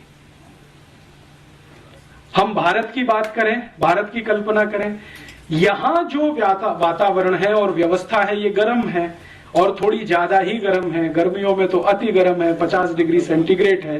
तो 50 डिग्री सेंटीग्रेड वाले क्षेत्र में रहने वाले लोग अगर डांस बनाएंगे तो वैसा तो नहीं हो सकता जैसा उनका है, क्योंकि हमारे पास तो पहले से ही गर्मी बहुत है। तो हमारे डांस जितने होंगे उसके जो पद संचालन होंगे वो बहुत सॉफ्ट होंगे, कम होंगे, धीमे होंगे, रिदम भी उतना ही धीमा होगा, पद भी उतने ही धीमे रखे जाएंगे, संचालन भी उतना ही धीमे होगा। अब इसको लेकर हम जब ये कंपैरिजन करें कि भाई उनका डांस तो बहुत अच्छा है, पॉप है, रॉक है, और उनका जो म्यूजिक है वो इतना फास्ट है, क्योंकि म्यूजिक फास्ट होना ही पड़ेगा जब डांस फास्ट है। आप ऐसा तो नहीं कर सकते कि डांस उनका फास्ट है और म्यूजिक स्लो हो जाए, ये तो होने वाला नहीं है। होएगा तो बैठेगा नहीं कहीं, सामंजस्य नहीं बैठेगा। तो उनको अपना सामंजस्य बिठाना है, डांस फास्ट करना है तो म्यूजिक फास्ट रखना पड़ेगा, तो म्यूजिक भी वैसा ही है। तो हम बार बार ये कहते हैं यार ये तो यूरोपियन म्यूजिक बहुत फास्ट है, समझ में नहीं आता, तो सुनते क्यों है, जरूरत क्या है उसकी। उस ठंडे क्षेत्र के लोगों की जो निजी जिंदगी है वो कैसी है, प्राइवेट लाइफ कैसी है। अभी मैं आपसे जो बात करूंगा वो पिछले लगभग 2000 साल की बात करूंगा, एक साथ बात करूंगा, क्योंकि सन के हिसाब से करूंगा बहुत लंबा हो जाएगा। आज से लगाकर पिछले 2000 साल तक, माने आज सन 2005 है तो लगभग पहली शताब्दी तक कैसा है यूरोप का निजी जीवन, आज भी चल रहा है लगभग उतना ही जो मैं कहूंगा आपसे। और ये जो कहूंगा वो प्लेटो के हिसाब से, सोक्रेटिस के हिसाब से, देकार्ते के हिसाब से, लेबिनिज के हिसाब से, उनके जो प्राइवेट लाइफ के रिसर्चर्स हैं उनके हिसाब से कहूंगा, मेरे हिसाब से नहीं कहूंगा। ये जो प्राइवेट लाइफ है, निजी जीवन है, इसमें मैं शुरू करता हूं परिवार से कि वहां परिवार कैसा है, और फिर हमारे यहाँ कैसा, उसमें मैं आऊंगा तुलना के लिए। परिवार कैसा है तो उसमें आपको सुनकर आश्चर्य होगा कि पिछले 2000 साल से यूरोप में परिवार नहीं है। परिवार के नाम पर किसी तरह का एक कॉन्ग्लोमेरेशन है। हम जो परिभाषा करते हैं ना परिवार की, वैसा वहां कुछ भी नहीं है। 70% से ज्यादा लोग आज भी यूरोप में बिना परिवार के रहते हैं। बिना परिवार के रहते हैं माने या तो पत्नी, या तो पति, या तो स्त्री, या तो पुरुष, अलग अलग, तो परिवार तो बनता नहीं है। एकल पिता, एकल माता, सिंगल पेरेंट्स एक शब्द चलता है यूरोप में, सिंगल मदर और सिंगल फादर, ये बहुत बड़े पैमाने पर है। 70% लोग इसी में हैं लगभग। अमेरिका में भी लगभग वैसा ही है। अब ये जो कुछ है 70% बिना परिवार के, तो वहां तो कुछ ऐसा है नहीं। परिवार का जो इंस्टीट्यूशन है, जिसकी मिनिमम क्वालिफिकेशन हम कुछ मानते हैं कि एक पति होनी चाहिए, एक पत्नी होना, पति होना चाहिए, एक पत्नी होना चाहिए, बच्चे होने चाहिए, माता पिता होने चाहिए, माने पति पत्नी के माता पिता होने चाहिए, आदि आदि, जैसी हमारी कल्पना है वैसा वहां कुछ नहीं है। वहां तो सिंगल पेरेंट्स हैं, आइदर स्त्री और पुरुष। अब जो है ऐसे इलाके में बच्चों की क्या स्थिति है, बच्चे कैसे हैं, तो बहुत आश्चर्य की बात है ये जानना और समझना कि पूरी की पूरी यूरोपियन सोसाइटी या यूरोपियन सभ्यता पैट्रियार्कियल है, पितृसत्तात्मक है। मात्र सत्तात्मक वहां कुछ भी नहीं है। जो कुछ भी है वो पिता के आसपास है, पिता के केंद्र में है। माता का कोई केंद्र पूरे यूरोप और अमेरिकी सभ्यता में नहीं है। प्लीज आप अगर चाहें तो इस हॉल से बाहर जाएं, प्लीज। मैं आप दोनों से कह रहा हूं, आपसे मैं दोनों से कह रहा हूं, आप चाहें तो इस हॉल के बाहर चले जाएं, क्योंकि मुझे बोलने में बहुत तकलीफ हो रही है और दूसरों को सुनने में तकलीफ हो रही है। कम से कम आप यहाँ अमेरिकी सभ्यता का ये लक्षण पेश ना करें कि आप इंडिविजुअल हैं और हम सब एक समाज के हिस्से। हाँ, तो वो आप मेरे व्याख्यान की बात कहिए ना, ये तो जाने की कह रहे थे, तो आप जाने दीजिए ना उनको। आप जो है इतना डिस्टरबेंस कर रहे हैं, कोई तो इतना डिस्टरबेंस नहीं कर रहा यहाँ पे, लेकिन आप जो है इतना ज्यादा क्यों मिसबिहेव कर रहे हैं। आपका मिसबिहेवियर मुझे हॉट होने के लिए मजबूर कर रहा है। इतनी देर से मैं देख रहा हूं कि आप दोनों अपनी गपशप कर रहे हैं, तो बाहर जाके करें। ये तो आप बाद में कह सकते हैं, ठीक है, लेकिन इस तरह से आप बाहर बैठकर बात करें, ये तो भारतीय सभ्यता के अनुकूल नहीं बैठता कहीं भी। हाँ, तो अगर आपको नॉनसेंस लगता है तो यहां से जाइए, आप यहाँ क्यों बैठे हैं। हाँ, तो शांति से सुनिए उसको। अगर सुनना है तो शांति से सुनिए, उत्तर देना है तो शांति से दीजिए। ये तो कोई तरीका नहीं है कि कोई बात कर रहा है और आप बीच बीच में अपनी बात करें, तो वो बाहर जाके कर सकते हैं। आप इस हॉल में 2 दरवाजे हैं। हाँ, वो आपकी ओपिनियन हो सकती है, सबकी नहीं है वो।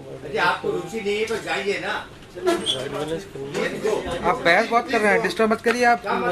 सबको डिस्टर्ब किए जा रहे हैं आप, क्या मतलब? चलिए सर, आप बोलिए। मैं उनकी जो प्राइवेट लाइफ में परिवार की बात कर रहा था। परिवार जैसा कुछ बन नहीं पाया है आज तक। सिंगलटन सब कुछ है, एक माता है, एक पिता है और उसके साथ बच्चे चाहे तो हैं, नहीं तो ऑर्फेनेज में है। ज्यादातर इस तरह की स्थिति है। तो परिवार की जैसी हमारी कल्पना है वैसा कुछ नहीं है। हम जब अपनी शब्दों को इस्तेमाल करते हैं तो कल्पना भी उसके साथ हमारी ही जुड़ती है। जैसे हम कहते हैं ना यूरोपियन परिवार, तो परिवार की हमारी परिभाषा वहां बैठती नहीं है। उनकी जो परिभाषा है उसमें वो एकल परिवार भी परिवार माना जाता है। मैं कहना ये चाहता हूं, उनके यहाँ अकेली कोई माँ अपने बच्चे के साथ रहती है तो वो परिवार ही माना जाता है। अकेला पिता अपने बच्चे के साथ रहता है तो परिवार ही माना जाता है। भारत में वो मान्यता नहीं है। भारत में तो माता पिता साथ में रहते हैं, बच्चे उनके साथ में हैं और सिर्फ माता ही पिता नहीं, उनके साथ दादा दादी भी है, नाना नानी भी है, चाचा चाची भी है, मौसा मौसी भी है, मामा मामी भी है। ये भी है तो हमारे परिवार का अंग बनता है। और इसी परिवार का एक बड़ा हिस्सा कुटुंब होता है, कुटुंब का बड़ा हिस्सा कुल हो जाता है, कुल का बड़ा हिस्सा वंश हो जाता है और वो आगे आगे बढ़ता चला जाता है। शुरू यहां से होता है हमारे यहाँ परिवार, लेकिन उनके यहाँ इस तरह का है नहीं। तो हम जब यूरोपियन परिवार या अमेरिकन परिवार कहना शुरू करते हैं तो गफलत वहीं पे हो जाती है। हम हमारे शब्दों को उनकी सभ्यता में जब फिट करने की कोशिश करते हैं तो उसमें कंफ्यूजन बहुत हो जाता है। तो अपने शब्दों को अपनी सभ्यता तक सीमित रखकर उनके शब्दों को इस्तेमाल करें तो अच्छा है। तो उनका शब्द है फैमिली। फैमिली माने परिवार नहीं होता। जो मैं ध्यान में लाना चाहता हूं वो ये, जब हम भाषांतर करते हैं तो बहुत बड़ा नुकसान करते हैं अपने साथ। जैसे भारत में हमने भाषांतर कर दिया, रिलीजन माने धर्म कर दिया। अब रिलीजन बिल्कुल अलग है। प्लेटो की जो डेफिनेशन है रिलीजन की, वो हमारे धर्म पर फिट ही नहीं बैठती कहीं। हम जब धर्म की बात करते हैं तो ये है कि जो धारण कर सके, धारण करने योग्य है, वो सब कुछ धर्म है। उनके यहां ये कहीं है ही नहीं, पूरी फिलॉसफी में नहीं है। धारण करने योग्य वहां कुछ है ही नहीं जिसे वो कहें। वो रिलीजन को क्या मानते हैं? आपने तिलक ऐसे लगाया, ऐसे लगाया, घंटा ऐसे बजाया, वैसे बजाया, अगरबत्ती लगाई कि मोमबत्ती जलाई, केक काटा के, ये उनके यहाँ सब कुछ रिलीजन में काम आता है कहने के लिए। हमारे यहाँ तो ये रिलीजन से बहुत दूर तक का इसका वास्ता नहीं है। इसको तो हम कर्मकांड के रूप में कहते हैं। धर्म तो बिल्कुल अलग है, कर्मकांड तो बिल्कुल अलग है। हम एक संप्रदाय वाले हैं तो हम एक तरह के कर्मकांड करेंगे, एक दूसरे संप्रदाय वाले दूसरे तरह का कर्मकांड करेंगे। दक्षिण में आप चले जाइए, कई लोग ऐसे हैं जो इस तरह से तिलक लगाते हैं, कई लोग ऐसे हैं जो इस तरह से तिलक लगाते हैं, लेकिन वो रिलीजन का हिस्सा नहीं है हमारे यहाँ, वो हमारे यहाँ कर्मकांड का हिस्सा है। तो उनके यहाँ का रिलीजन हमारे यहाँ का धर्म नहीं है, उनके यहाँ की फैमिली हमारे यहाँ का परिवार नहीं है। हमने क्या किया है, भाषा की सहूलियत के लिए भाषांतर के रूप में इन शब्दों को इस्तेमाल करना शुरू किया है और उससे बहुत कुछ गलतियां हम करते हैं और वो हमारी उन गलतियों पे हंसते हैं। हम जब फैमिली प्लानिंग की बात करते हैं ना, तो हमारे यहाँ तो फैमिली है नहीं, उसको प्लान क्या करें। उनके यहाँ फैमिली है तो उसको प्लान करना है। हमारे यहाँ तो परिवार है, उनके यहाँ तो परिवार नहीं है, फैमिली है। तो फैमिली प्लानिंग पूरा एक पॉलिसी के रूप में जब इस देश में चले तो हास्यास्पद ही दिखाई देता है। परिवार के बारे में बात करें तो कुछ समझ में आती है। तो कई बार क्या होता है कि शब्द उनके हम ले लें और अपने हिसाब से भाषांतर करके इस्तेमाल करें, वो तो उनके यहाँ फैमिली है, परिवार नहीं है। हमारे यहाँ परिवार है, उनके यहाँ नहीं है। तो अब दोनों अलग अलग हैं। और मैं जो कहना चाहता हूं, इसमें कोई ऊंचा नीचा की बात नहीं है। वो अलग है, हम अलग हैं। जैसे कई बार ये कहते हैं ना, यूरोप की सभ्यता में, भारत की सभ्यता में बहुत कुछ कॉमन है। ऐसा कुछ भी नहीं है जो कॉमन है। अगर कुछ है तो वो जबरदस्ती से किया हुआ है। जैसे वहां का पिज्जा आ गया, बर्गर आ गया और हमने खाना शुरू कर दिया तो कॉमन हो गया, या वहां से पेप्सी कोक आ गया, हमने पीना शुरू कर दिया तो कॉमन हो गया। वो सभ्यता का अंग नहीं है, वो नकल किया हुआ एक हिस्सा है। चाउमीन वहां से आ गया, हमने खाना शुरू कर दिया सिवई के स्थान पर, तो वो अंग नहीं बनता सभ्यता का। तो कॉमन है ऐसा कुछ होता नहीं है। किसी भी सिविलाइजेशन में कोई भी सभ्यता में दुनिया में आप जाइए, कुछ भी कॉमन नहीं होता है, नहीं तो सभ्यता ही नहीं बनती है। सभ्यताएं बनती ही इसलिए है कि वहां कुछ अलग है, यहां कुछ अलग है, और संस्कृति उसका एक छोटा सा हिस्सा होती है। सभ्यता कुछ बड़ी चीज है, संस्कृति उसमें छोटा सा कुछ हिस्सा जैसा है। सभ्यता और संस्कृति का अगर अंतर समझना चाहें तो भारत के हिसाब से, यूरोप में तो ये अंतर भी नहीं है, यहां के हिसाब से मैं एक उदाहरण आपको देता हूं। आपको अगर मैं ये कहूं कि कोई माँ है या बहन है, वो बंगाली तरह से साड़ी पहने हुए है, तो तुरंत आपके दिमाग में कोई पिक्चर घूमता है। बंगाली तरीका क्या है साड़ी पहनने का? कुछ है। फिर इसी तरह से मैं कहता हूं कोई एक माँ है, बहन है, वो आसामी तरीके से कोई साड़ी पहनी हुई है, तो तुरंत आपके दिमाग में एक पिक्चर बनता है कि आसामी तरीका कोई है साड़ी पहनने का। फिर मैं कहता हूं कोई गुजराती तरीके से माँ और बहन साड़ी पहनकर खड़ी हुई है, तो तुरंत आपके दिमाग में कोई एक इमेज आती है, एक तरीका है गुजराती साड़ी पहनने का। फिर वो पंजाबी है।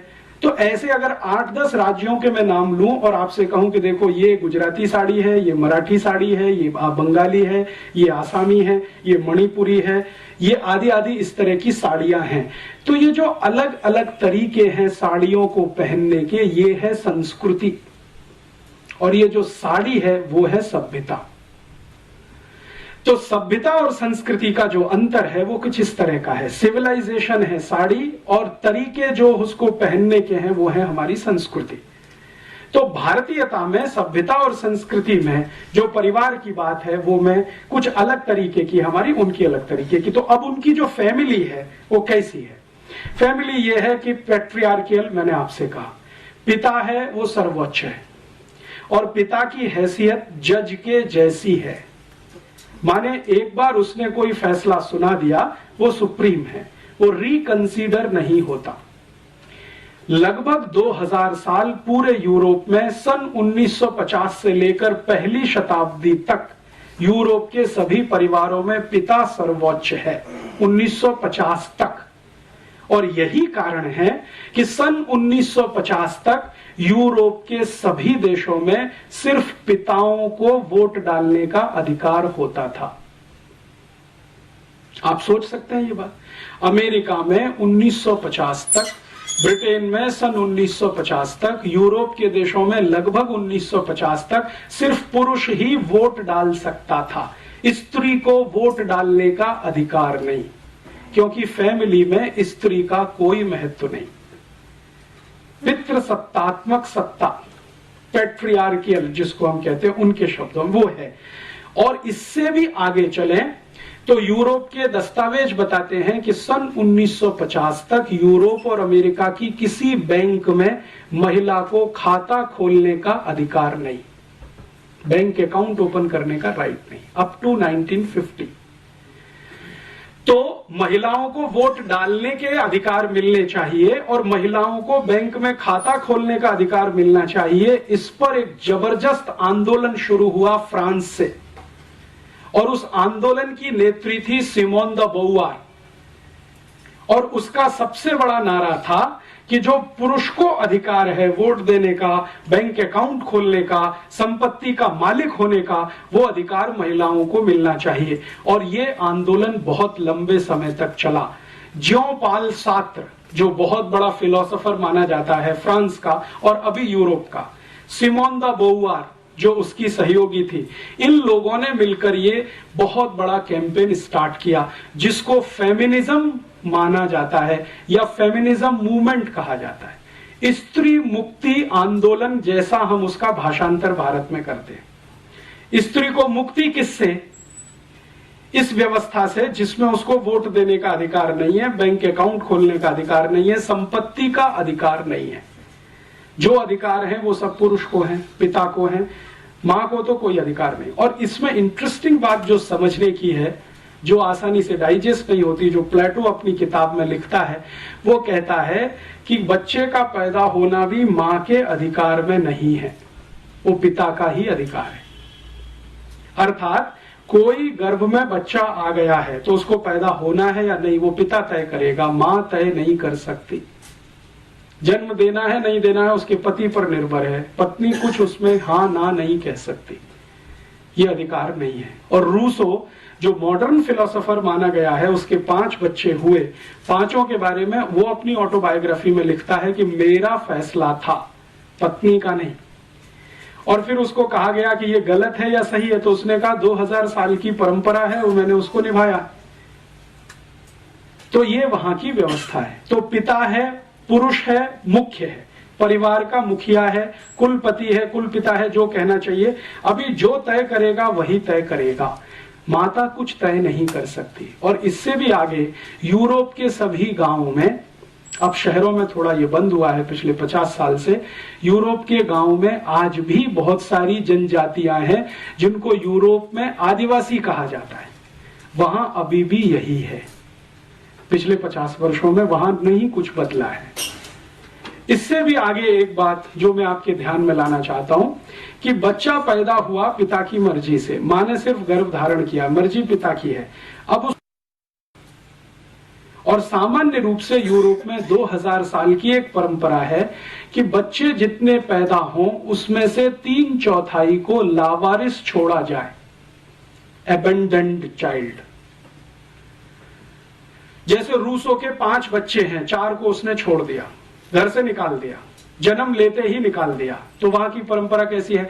बच्चे ने जन्म लिया, पिता ने उसको किसी कपड़े में लपेटा और बाहर रख दिया, दरवाजे पे रख दिया या डस्टबिन के पास रख दिया।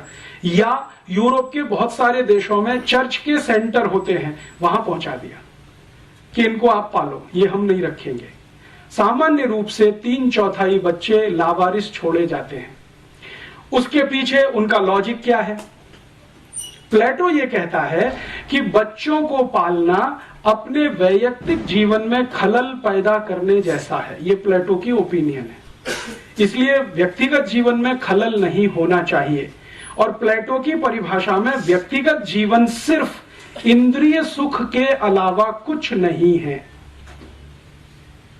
This is the statement of Plato. इंद्रिय सुख, शरीर सुख, यही सबसे ऊंचा है, बाकी सब इसके नीचे है। और इंद्रिय सुख और शरीर सुख लेने में बच्चे सबसे बड़ी बाधा है, इसलिए घर में नहीं। आप छोड़ दो उनको, पैदा हुए तो छोड़ दो। प्लेटो ने अपने बच्चे छोड़े। प्लेटो की 4 पत्नियां हैं, उसमें से एक शादी वाली है, 3 बिना शादी किए हैं। तो जितने बच्चे हैं सब छोड़े। सोक्रेटिस ने यही किया, लेबिनिज ने किया, देकार्ते ने किया, रूसो ने किया। सभी फिलोसोफर्स अपने बच्चों को लावारिस छोड़ते।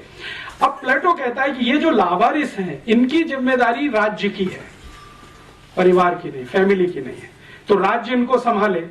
तो राज्य क्या व्यवस्था कर रहा है? इन लावारिस छोड़े हुए बच्चों की व्यवस्था के लिए राज्य ने चर्च को खड़ा किया पैसा देकर कि आप इनकी व्यवस्था संभालो। तो जितने भी चर्च पूरे यूरोप और अमेरिका में आपको मिलेंगे, सभी चर्चों के ऑर्फेनेज सेंटर आपको जरूर मिलेंगे। बिना ऑर्फेनेज के कोई चर्च यूरोप में नहीं होता। सभी चर्च में लावारिस बच्चों के केंद्र आपको मिलेंगे। और जो लावारिस बच्चों के केंद्र चर्च के साथ जुड़े हुए हैं, जहां पर बच्चों की ट्रेनिंग होती है, ट्रेनिंग का माने जो कुछ भी उनको जिंदगी चलाने के लिए सिखाया जाता है, वो ट्रेनिंग देने वाले इंस्टीट्यूशंस को कॉन्वेंट कहा जाता है। कॉन्वेंट अर्थात लावारिस बच्चों के लिए बनाया गया इंस्टीट्यूट, जिन बच्चों को उनके माता पिता ने छोड़ दिया है, जो पल रहे हैं चर्च की तीमारदारी में। और चर्च को पैसा सरकार दे रही है, और ये पैसा यूरोप की सभी सरकारें अपने बजट में से निकालती हैं, सब्सिडी के नाम पर, सोशल सिक्योरिटी के नाम पर। और यूरोप की सभी सरकारों के बजट का हाईएस्ट एक्सपेंडिचर सोशल सिक्योरिटी में ही है, इंक्लूडिंग अमेरिका।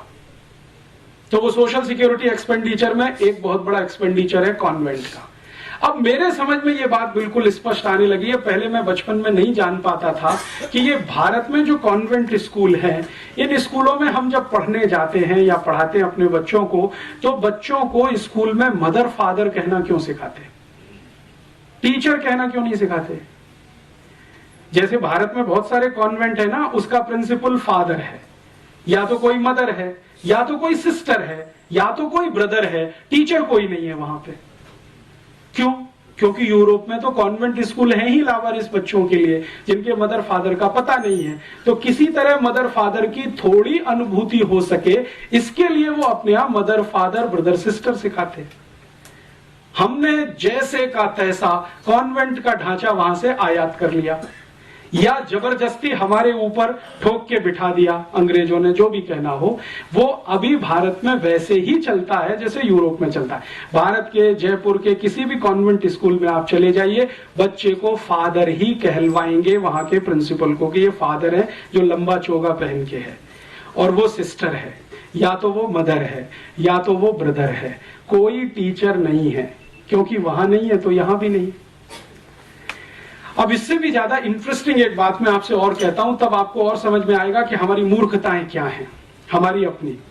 ये जो मदर फादर नहीं है जिन बच्चों के जो कॉन्वेंट में वहां पढ़ते हैं, उन बच्चों को जो ट्रेनिंग देने वाले इंस्टीट्यूट्स हैं, उन ट्रेनिंग देने वाले इंस्टीट्यूट्स में एक डिनोमिनेशन है या एक नामकरण है अकेले कुछ ऐसे बच्चों का जिनको बास्टर्ड कहा जाता है, लिटरली कहा जाता है। यूरोप में बहुत सारे बच्चे हैं जिनको बास्टर्ड कहा जाता है। बास्टर्ड कौन है? बास्टर्ड वो हैं जिनके माता पिता नहीं है, और जिनके माता पिता हैं वो नहीं है बास्टर्ड। माने जिनके परिवार हमारे जैसे हैं, अगर हम कल्पना करें, उनके यहां पैदा हुए बच्चों को बास्टर्ड नहीं कहा जाएगा कभी भी। बास्टर्ड वही है जिनके माँ बाप का पता नहीं है, और जो बास्टर्ड हैं वो नागरिक नहीं है और हो नहीं सकते। सिटीजनशिप उनको नहीं मिलेगी। सिटीजनशिप किसको मिलेगी? जिनके माता पिता हैं और उनकी अपनी फैमिली है, वो बच्चे ही सिटीजन होंगे। जिनके माता पिता का पता नहीं है, ऑर्फेनेज में बड़े हैं, कॉन्वेंट में पढ़े हैं, उनको नागरिकता नहीं है। और आपको सुनकर आश्चर्य होगा, 1935 तक इंग्लैंड में और यूरोप में कॉन्वेंट पढ़े हुए किसी भी बच्चे को नागरिकता नहीं मिली। कई लोगों को तो संघर्ष करना पड़ा नागरिकता के लिए। मैं आपको एक नाम बताता हूं। रोम में एक राजा हुआ क्लॉडियस, बड़ा राजा है, बहुत बार उसकी चर्चा है यूरोपियन हिस्ट्री में। क्लॉडियस बास्टर्ड है, और उसको राजा होने के रास्ते में सबसे बड़ी रुकावट यही है, उसको बास्टर्ड होना। तो वो क्या करता है? उसको राजा होना है, वो जानता है कि मेरे अंदर कुछ काबिलियत है, मैं मारपीट कर सकता हूं, गुंडागर्दी कर सकता हूं, किसी को जीत सकता हूं, किसी को हरा सकता हूं। तो इस तरह की काबिलियत उसको लगती है अपने में, तो राजा होने की मन में कल्पना है। तो अब उसको रास्ता कैसे क्लियर करे? तो क्लॉडियस ने क्या किया है, अपने आप को किसी फैमिली में दत्तक करवाया। दत्तक लेने की परंपरा वहां पुरानी है, तो दत्तक करवाया, उस परिवार का नाम उसको मिला, तब उसको सिटीजनशिप मिली रोम की, और तब वो राजा बना। And the same case is Nero. Nero के बारे में हम सब कहते हैं ना, और एक हमारे यहां मुहावरा इस्तेमाल होता है कि रोम जल रहा था और नीरो बांसुरी बजा रहा था। तो वो नीरो भी इसी रास्ते से गया राजा होने तक। माने राजा होने के लिए नागरिक होना है, नागरिक होने के लिए माता पिता होना है। अगर आपके माता पिता नहीं है तो राजा होने की स्थिति नहीं है, तो आपको कहीं दत्तक होना पड़ेगा, किसी बड़े परिवार का दत्तक होना पड़ेगा, फिर आप उस रास्ते पर जा सकेंगे। ये उनकी परिवार की व्यवस्था है। अभी भारत में देखें, भारत में आजादी के पहले से और पिछले 2-5 हजार साल तक जितनी कल्पना हमारी दूर तक जाती हो, रामचंद्र जी के जमाने तक जाती हो, कृष्ण के जमाने तक जाती हो, उसके पहले तक कहीं कल्पना जाती हो, तो परिवार में बच्चे का होना मां के ऊपर निर्भर है। भारत में बिल्कुल उल्टा है। मां चाहेगी तो बच्चा होगा, नहीं तो नहीं होगा। ये हमारे यहां की व्यवस्था है। और भारत में आज भी जिनको हम आदिवासी और वनवासी कहते हैं, आप वहां चले जाइए, पूरी सोसाइटी मैट्रियार्कियल है, मात्र सत्तात्मक है। नॉर्थ ईस्ट में आप जाएंगे, आसाम के ऊपर कहीं भी, नागालैंड, मिजोरम, मणिपुर, त्रिपुरा, सिक्किम, वहां आपको सब कुछ दिखाई देगा मां के इर्द गिर्द घूमता हुआ। और उनसे जब हम बात करते हैं तो वो कहते हैं हाँ, ये तो हजारों साल की परंपरा है हमारी। और नॉर्थ ईस्ट में आपको सुनकर आश्चर्य होगा, शादी होकर बेटी घर से नहीं जाती है, लड़का घर में आता है। ये भारत की उन सभी समाजों में है जिनको दुर्भाग्य से हम शेड्यूल्ड ट्राइब्स कहते हैं। शादी होकर बेटी नहीं विदा होती है, लड़के को घर में लाया जाता है दामाद बनाकर, और संपत्ति की मालिक लड़की होती है, लड़का नहीं होता है। यूरोप में स्त्री को संपत्ति का कोई अधिकार 1950 तक नहीं है, उसके बाद आया है, जिसको मॉडर्न यूरोप कहा जाता है, उसमें आया है। यहां तो पहले से है। और यहां अगर आप इसको समझना चाहें कि भारत की सारी व्यवस्थाएं मां के इर्द गिर्द घूमती हैं, घर के सारे बड़े फैसले माताएं करती हैं इस देश में, भले वो लंबा घूंघट निकाल के बैठी हो, इससे कोई फर्क नहीं पड़ता। मैंने राजस्थान में क्या, मध्य प्रदेश में क्या, भारत के उत्तर में क्या, कहीं भी देखा है, छोटे छोटे गांवों में देखा है, लंबा घूमट निकाले हुए महिलाएं घर के फैसले लेती हैं। एक बार ऐसे एक बहुत महत्वपूर्ण केस में मुझे अनुभव हुआ। मेरा एक दोस्त है, वो अपनी बहन की शादी करने के लिए एक गांव में गया, पश्चिमी उत्तर प्रदेश में। तो जिस घर का लड़का था वहां पर हम बैठे, तो उनकी माँ, लड़के की माँ लंबा घूंघट निकाल के बैठी थी। तो लड़के के पिता भी वहीं बैठे थे, लड़का भी बैठा था। तो हम सब बात कर रहे थे कि देखो लड़की ऐसी है, ऐसी है, ऐसी है, आपको मंजूर है? तो पिता ने तुरंत हाँ बोला, लड़के ने हाँ बोला। वो जो माँ लंबा घूंघट निकाल के बैठी थी, उसने कहा बस इतने में पिता उठ गया, लड़का उठ गया, अंदर गए और बाहर आके कहा कि शादी नहीं हो सकती। क्यों? हमने कहा भाई क्या कमी है? तो कहा हमारी माता जी ने पहले एक लड़की पसंद कर रखी है, बस फैसला तो उन्हीं का है। तो हम ये जो कई बार गालियां देते हैं ना, हमारी महिलाएं तो अशिक्षित हैं, अनपढ़ हैं, घूंघट निकाल के बैठी, फैसला वही करती हैं। महत्व जो है ना वो फैसले का है, पिता फैसले नहीं करता। पिता की भूमिका तो व्यवसाय तक इस देश में सीमित है, घर की भूमिका पूरी तरह मां के हाथ में है।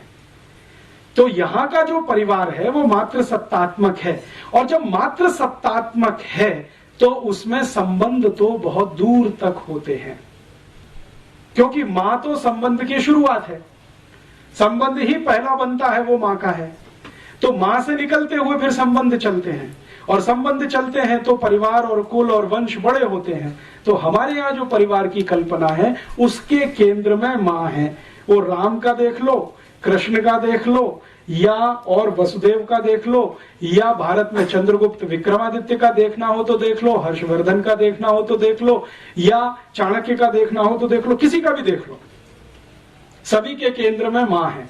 और ये जितने महान लोग जिनको हम बार बार नमन करते हैं, याद करते हैं, उनसे पूछो कि भाई आप अपने जीवन में सबसे ज्यादा आभारी किसके प्रति हैं, तो वो कहते हैं हमारी मां के प्रति आभारी है।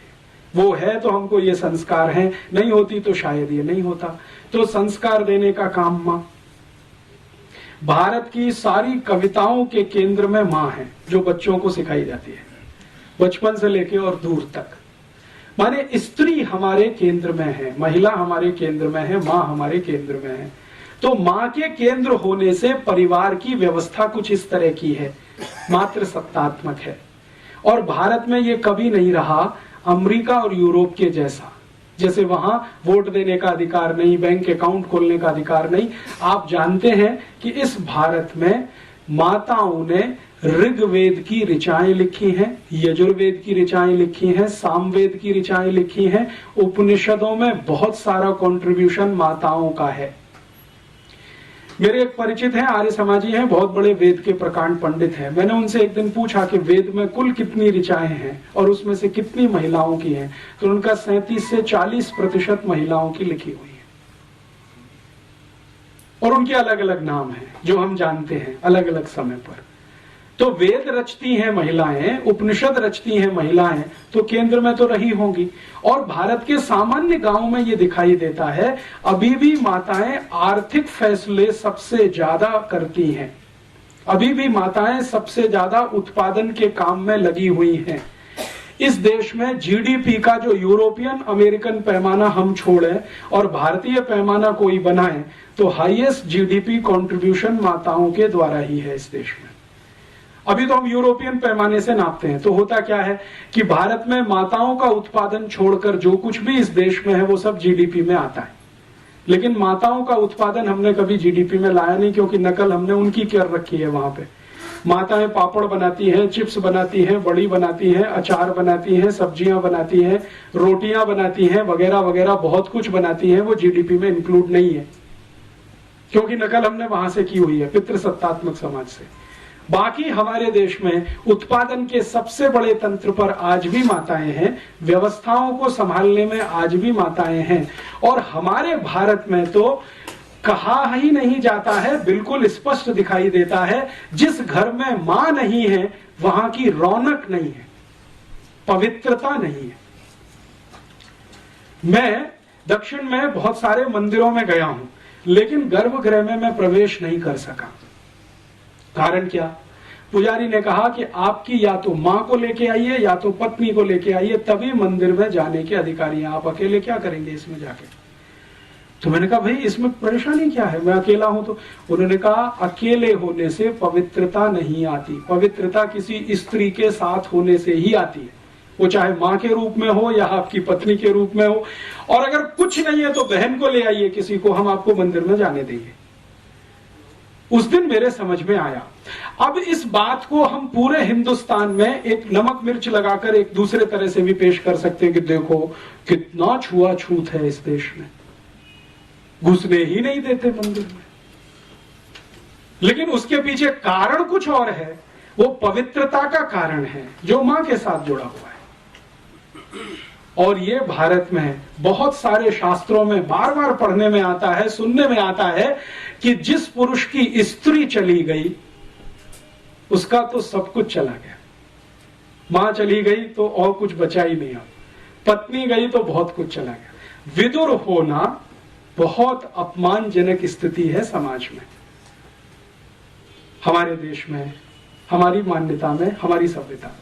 तो क्यों है? क्योंकि मात्र सत्तात्मक है सब कुछ।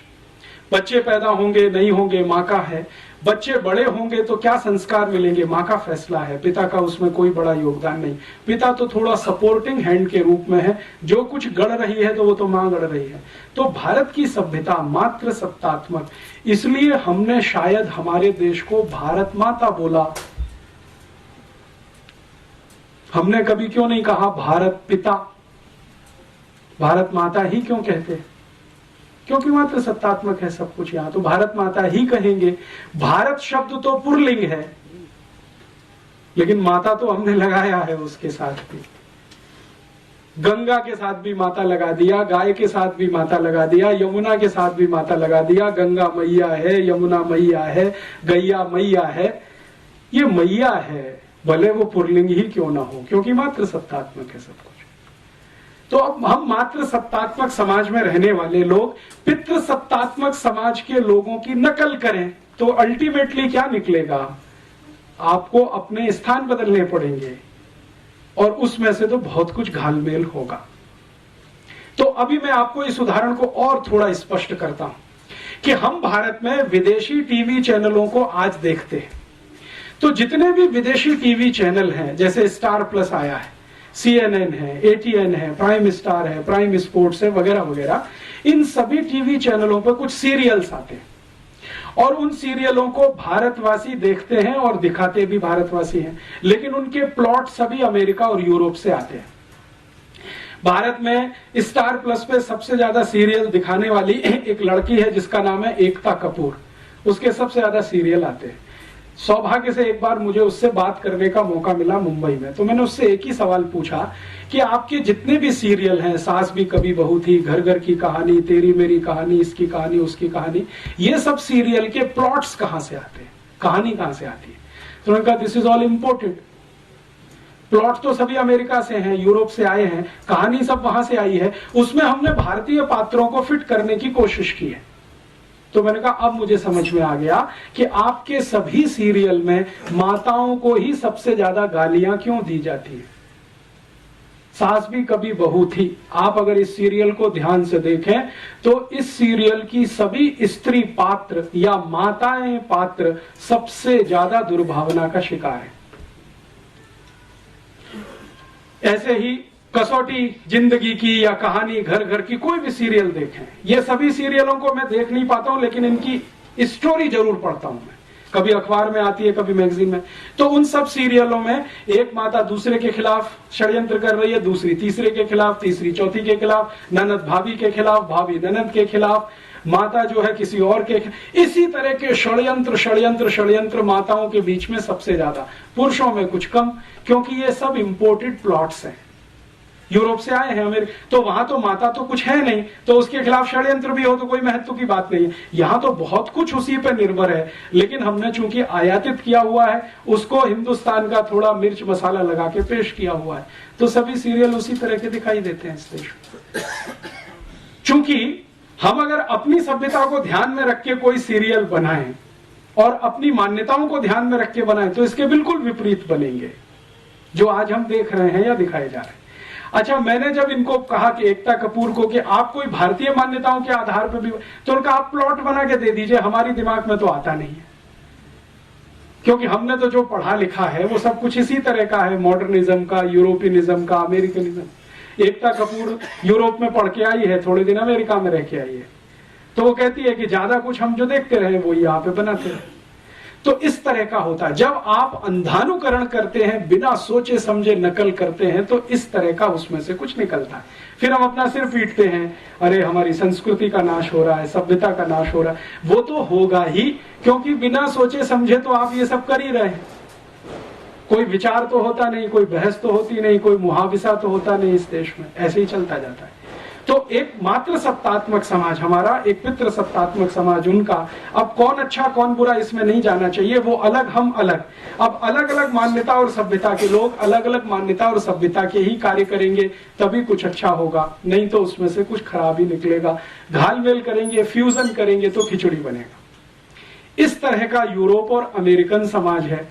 इसमें और भी बहुत सारी बातें हैं, जैसे उदाहरण के लिए एक बात यह है कि ये जो लावारिस बच्चे हैं, फिर ये कहां जाते हैं अंत में, यूरोप में। तो ये अंत में गुलाम बन के काम में आते हैं।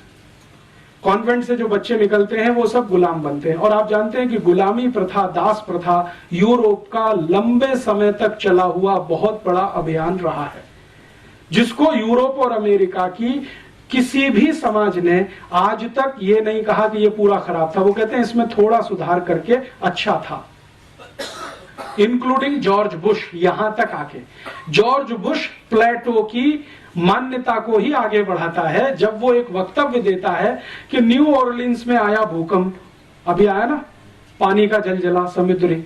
तो न्यू ऑरलिन्स का एरिया उसने 6-7 दिन तक नेग्लेक्ट रखा, लोग मरते रहे, कटते रहे, पिटते रहे, आर्मी नहीं भेजी, सहायता नहीं भेजी, और अंत में कहा वो गुलाम थे, सब दास लोग थे, ब्लैक्स थे, क्या करना उनके लिए।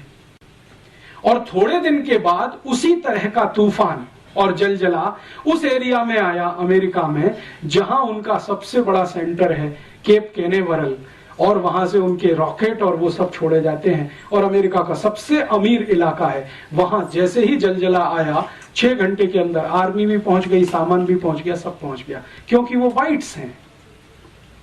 तो ये जो ब्लैक्स एंड व्हाइट्स का है, ये तो अभी तक है, गया नहीं है। इतने सारे रिफॉर्म्स होने के बावजूद जॉर्ज बुश के दिमाग में वो कीड़ा बैठा हुआ है। अमेरिका में और यूरोप में ये लंबे समय से, हजारों साल से गुलामी की दास प्रथा, और इसी दास प्रथा में इन सब बच्चों का इस्तेमाल होता रहा है।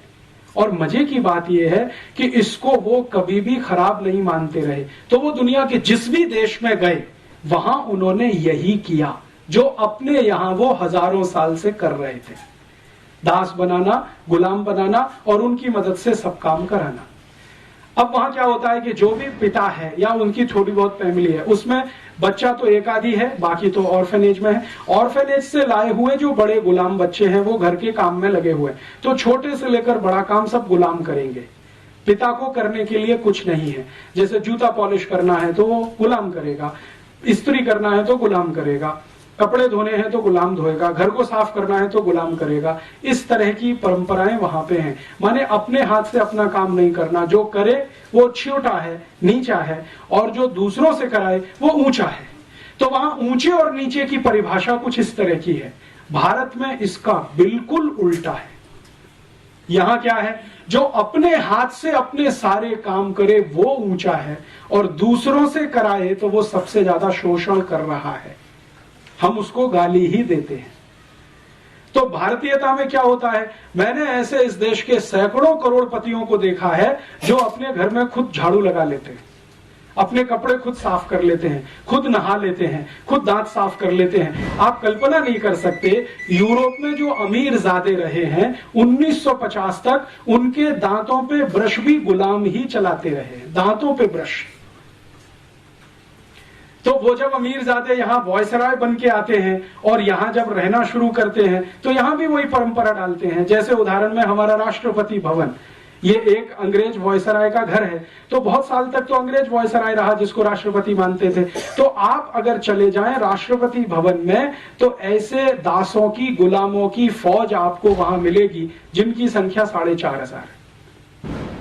राष्ट्रपति भवन में ऐसे कई गुलाम नौकर हैं जो राष्ट्रपति की बूट पॉलिश के लिए हैं, राष्ट्रपति के कपड़े पे इस्त्री करने के लिए हैं, राष्ट्रपति के ब्रश पर पेस्ट निकाल कर देने के लिए हैं, राष्ट्रपति की मेज सजाने के लिए हैं। एक राष्ट्रपति हैं और व्यक्तिगत रूप से 835 कर्मचारी हैं। और दुर्भाग्य इस देश का या सौभाग्य कि इस समय जो राष्ट्रपति हैं वो भारतीयता वाले हैं। वो कहते हैं इनकी मुझे जरूरत नहीं, निकाल बाहर करो। तो सरकार कहती है जी ये प्रोटोकॉल है, हम नहीं निकाल सकते किसी को। आपको मालूम है राष्ट्रपति ने भारत सरकार के प्रधानमंत्री और गृह मंत्री को कई बार लिखकर दिया कि ये 850 गुलामों की मुझे कोई जरूरत नहीं है, मैं मेरे जूते पे पॉलिश कर सकता हूं, मेरे कपड़े मैं खुद धोता हूं, इस्त्री की मुझे आवश्यकता नहीं होती क्योंकि मैं बिना इस्त्री के कपड़े पहनता हूं, ज्यादा कपड़े मेरे पास है नहीं, 3 शर्ट है और 3 पैंट है, 2 कोट है, 2 पैंट है, इससे ज्यादा मैं रखना नहीं चाहता। एक ब्रीफ केस में मेरा सब सामान आ जाता है, कल राष्ट्रपति भवन छोड़ना पड़े तो एक ही ब्रीफ केस लेके निकलूंगा, एक ही ब्रीफ केस लेके आया हूं, इसलिए मुझे ये 835 लोगों की फौज नहीं चाहिए, हटाओ।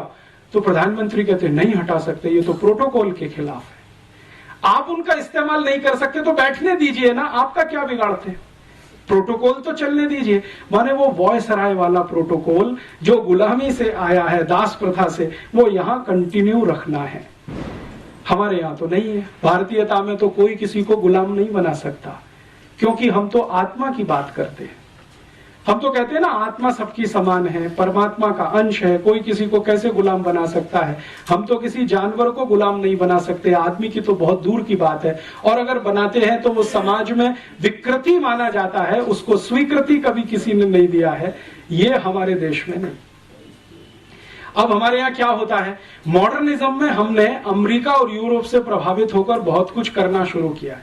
जैसे कुत्ते पाल लिए, अभी बहुत लोग हैं जो घर घर में कुत्ते पालते हैं।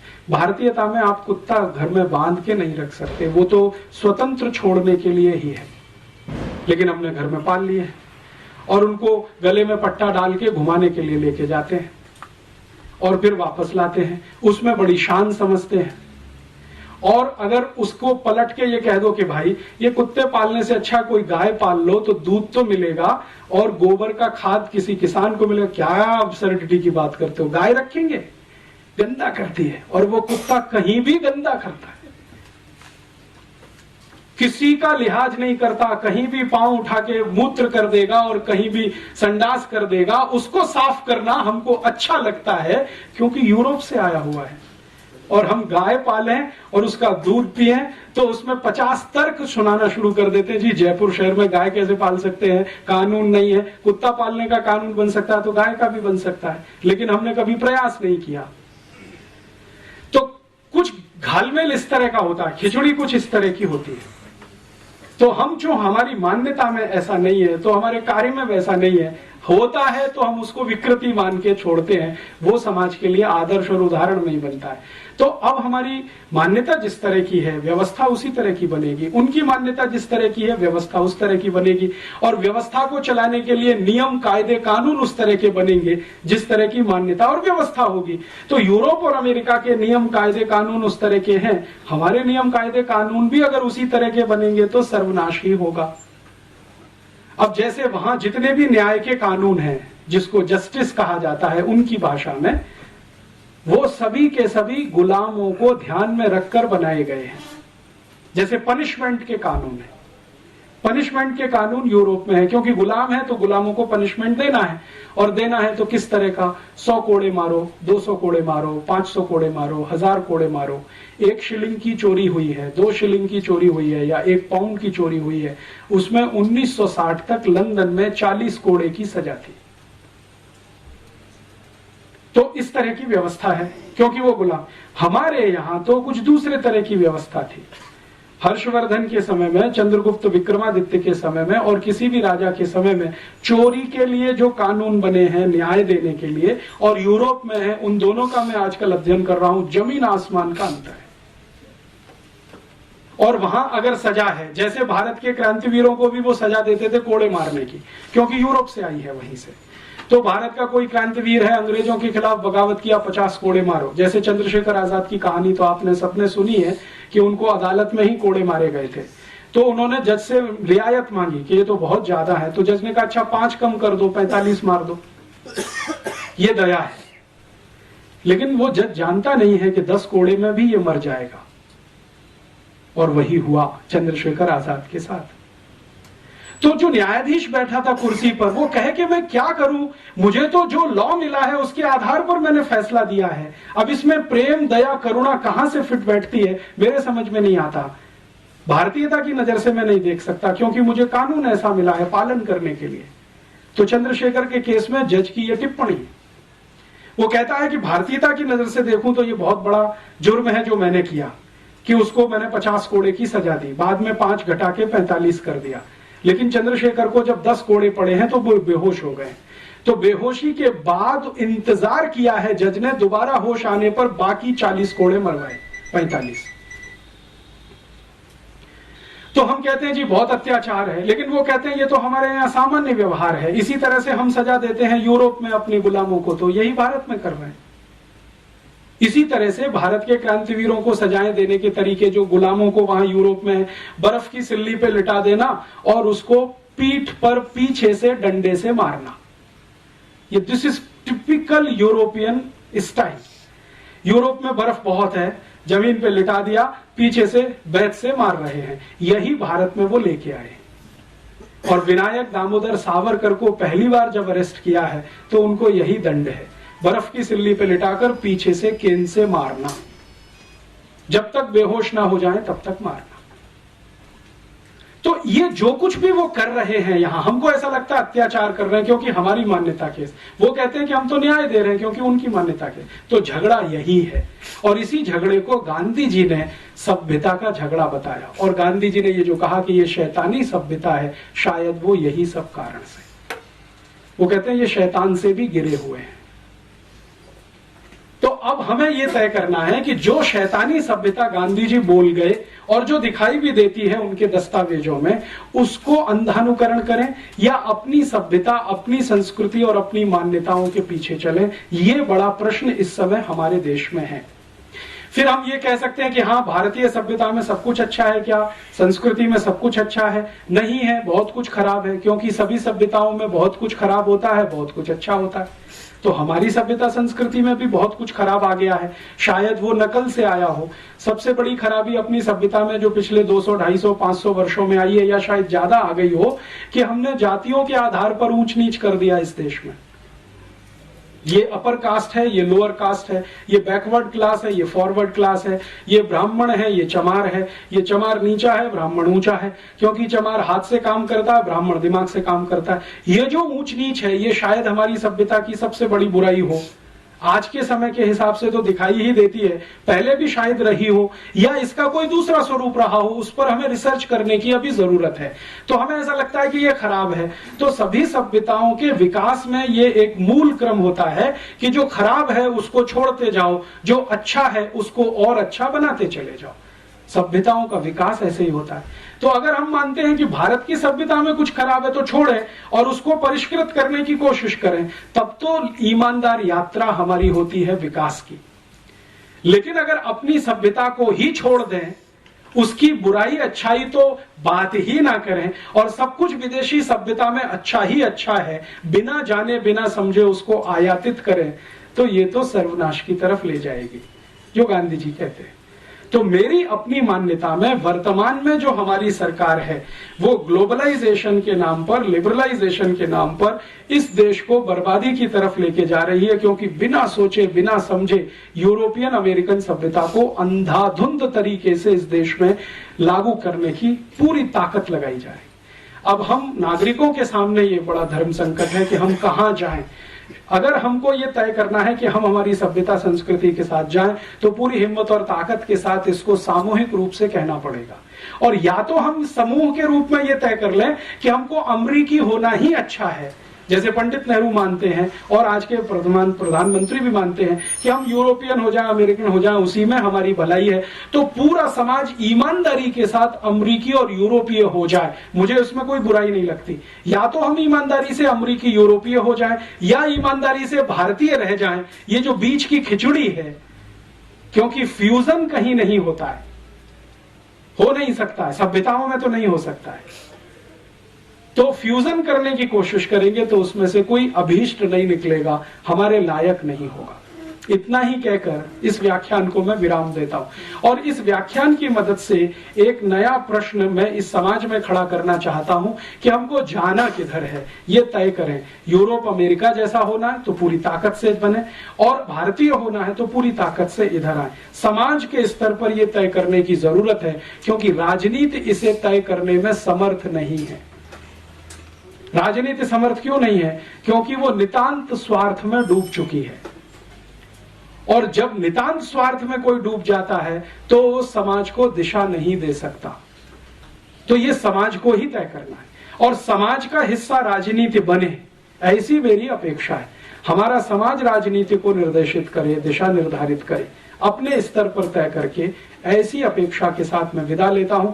और आप सब थोड़े से नागरिकों के बीच में ये कहा, क्योंकि आप सोचते हैं, समझते हैं, और न सिर्फ सोचते समझते हैं बल्कि पढ़ सकते हैं। मैंने इतने सारे रेफरेंसेस दिए, आप चाहें तो प्लेटो को पढ़ सकते हैं, उसकी पुस्तकें यहाँ उपलब्ध हैं, रिपब्लिक भी उपलब्ध है और उसकी सब लिखी हुई है, जयपुर में मिलती है। सोक्रेटिस को पढ़ सकते हैं, लेविनिट्स, दिकारते, किसको भी पढ़ना हो, रूसो को पढ़ना हो तो वो भी यहाँ उपलब्ध है।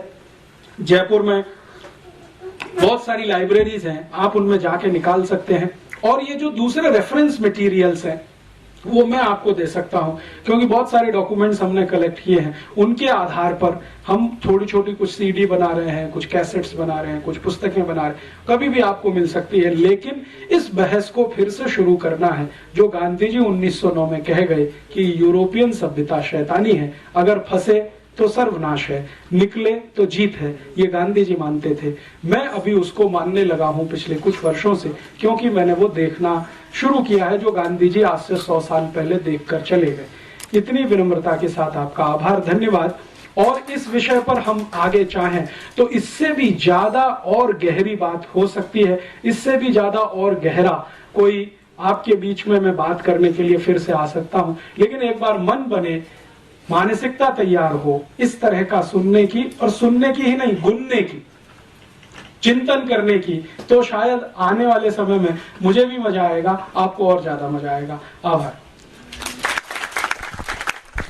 ऐसा बातें सबको विदित है, सब कुछ ऐसा है।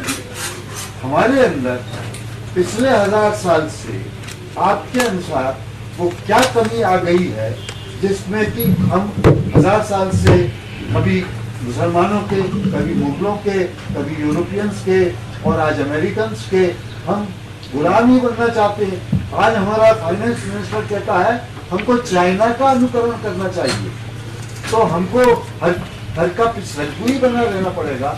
हमारे को चाइना का, अब यूरोप को छोड़कर चाइना का अनुकरण करने लगे। चाइना तो हमारा इस तरह हमारी इतनी प्रगति कर रहा है, कोई गुलामी के आधार पर नहीं कर रहा है। हम में ये बात क्यों है और क्यों नहीं जाती? ये भारत की जो बहुत बड़ी दुर्गुण है, जिसके बारे में आपने कहा कि हम 1000 साल से बार बार दूसरों की गुलामी में क्यों फंसते हैं। कभी मुसलमानों की गुलामी में, जिनको हम मुगल कहते हैं, वहां फंस गए 300-400 साल, अंग्रेजों के साथ, फिर फ्रांसीसियों के साथ, डच लोगों के साथ, पोर्चुगीज लोगों के साथ तो सबसे ज्यादा 450 साल भारत का बहुत बड़ा इलाका गुलाम रहा। कारण क्या है? मेरी अपनी समझ और मान्यता के हिसाब से मैं कहता हूं, आपकी समझ दूसरी हो सकती है। पिछले 1000-1200 वर्षों में हमारे देश की सभ्यता में जो सबसे बड़ी एक बुराई घुसी 1500 साल कहें, वो यही कि हमने समाज को जो बांटा है अलग अलग जातियों के आधार पर वर्गों में, जातियों के वर्ग बना दिए। ये अगड़ा वर्ग, ये पिछड़ा वर्ग, कुछ जातियां आगे कुछ जातियां पीछे, और उसके आधार पर ऊंचा नीचा कर दिया कि जैसे कोई ब्राह्मण है वो पंडिताई का काम करता है तो ऊंचा हो गया, चमार है वो हाथ से कोई जूता बनाता है तो नीचा हो गया। हमारे यहाँ ये व्यवस्था कभी रही होगी तो कर्म के आधार पर थी, जन्म के आधार पर कभी नहीं थी। हम जन्म के आधार पर अपने वर्ग कभी नहीं बनाते, कर्म के आधार पर वर्ग बनाए हैं हमने कभी। तो जब कर्म के आधार पर ये वर्ग रहे तो भारत सोने की चिड़िया के नाम से सारी दुनिया में जाना जाता था। चंद्रगुप्त भी हुए, हर्षवर्धन भी हुए, अशोक भी हुए, तमाम। जब हमने जन्म के आधार पर इसको मानना शुरू किया होगा, वहां से गिरावट आई, और समाज में गिरावट जब आती है तो राज्य भी उसका एक अंग है समाज का, तो उसमें भी गिरावट आई और शक्ति हमारी छिन्न भिन्न हुई। वो शक्ति कैसे छिन्न भिन्न हुई वो एक उदाहरण से समझ में आता है। अंग्रेजों का एक राजा या अंग्रेजों का एक अधिकारी रॉबर्ट क्लाइव जब यहाँ आता है और बंगाल में लड़ाई लड़ता है प्लासी के स्थान पर और सिराजुद्दौला को पराजित करता है षड्यंत्र के हिसाब से, युद्ध के मैदान में नहीं, तो वो एक जुलूस निकालता है और उस जुलूस में वो एक बहुत पते की बात कहता है। वो ये कहता है कि मैं जब जुलूस निकाला भारत में कलकत्ता की सड़कों पर तो मात्र 300 सैनिक थे मेरे साथ, मैं और 300 सैनिक। भारत के हजारों लोग सड़क के दोनों किनारे खड़े होकर तालियां तो बजाते थे, लेकिन मेरे जुलूस पर कोई एक ईंट और पत्थर भी फेंक दिया होता तो भारत का इतिहास कुछ और हो गया होता। ये उसने अपनी डायरी में लिखा। बाद में उसने उसका विश्लेषण किया है कि मैंने बहुत दिन सोचा भारत में ऐसा क्यों है, तो बाद में पता चला कि जो सड़क के किनारे खड़े हुए लोग थे वो सब पिछड़ी जातियों के थे, जिनको ये लगता था कि ये अंग्रेज हैं वो भले हैं, अगली जातियों पर हमला करने के लिए आए हैं, शायद हमारे उद्धारक बनेंगे, इसलिए हम तो तालियां ही बजाएं क्योंकि हमारा शोषण ये अगली जाति वाले कर रहे हैं, फॉरवर्ड लोग हमारा शोषण कर रहे हैं। तो उन्होंने अंग्रेजों का स्वागत किया, और न सिर्फ किया बल्कि आज भी करते। तो ये जो हमारे यहाँ हुआ है जाति आधारित जन्म से, उसने हमारे समाज की शक्ति को छिन्न भिन्न किया, कमजोर किया, और समाज बट गया। अब हजारों जातियां हैं तो हजारों में बटा हुआ समाज है, शक्ति पूरी खराब हो गई। 4500 से ज्यादा जातियां हैं, ग्रुप्स अलग अलग उसके हिसाब से बने, तो उसी में हम टूट गए और डूब गए। इसी कारण मुझे ऐसा लगता है, और भी कोई कारण हो सकता है, मुझे ऐसा लगता है कि हम बार बार गुलाम हुए और आज भी उसी गुलामी के लिए अभिशप्त बने हुए। ये मेरा अपना मानना है, इसके अलग भी कोई हो सकता है। ये जो आप कह रहे हैं, ये अगली पिछड़ी जाति का जो भेद हमारे देश के अंदर किसी तरह से दुर्भाग्यपूर्ण रूप से आ गया, परंतु जो भी गुलाम रहे हैं, चाहे मुगलों के, मुसलमानों के, फिर बाद में अंग्रेजों के, वो सब के सब अगड़ी जाति के रहे हैं, पिछड़ी जाति के नहीं रहे हैं। इसलिए कि पिछड़ी जाति अगली जाति मिलकर लड़ नहीं पाए दुश्मनों से। आप पिछड़े हैं, आपको अलग किया हुआ समाज ने, अगड़े हैं, गुलाम हैं, तो समाज के पिछड़े लोग अगड़ों के साथ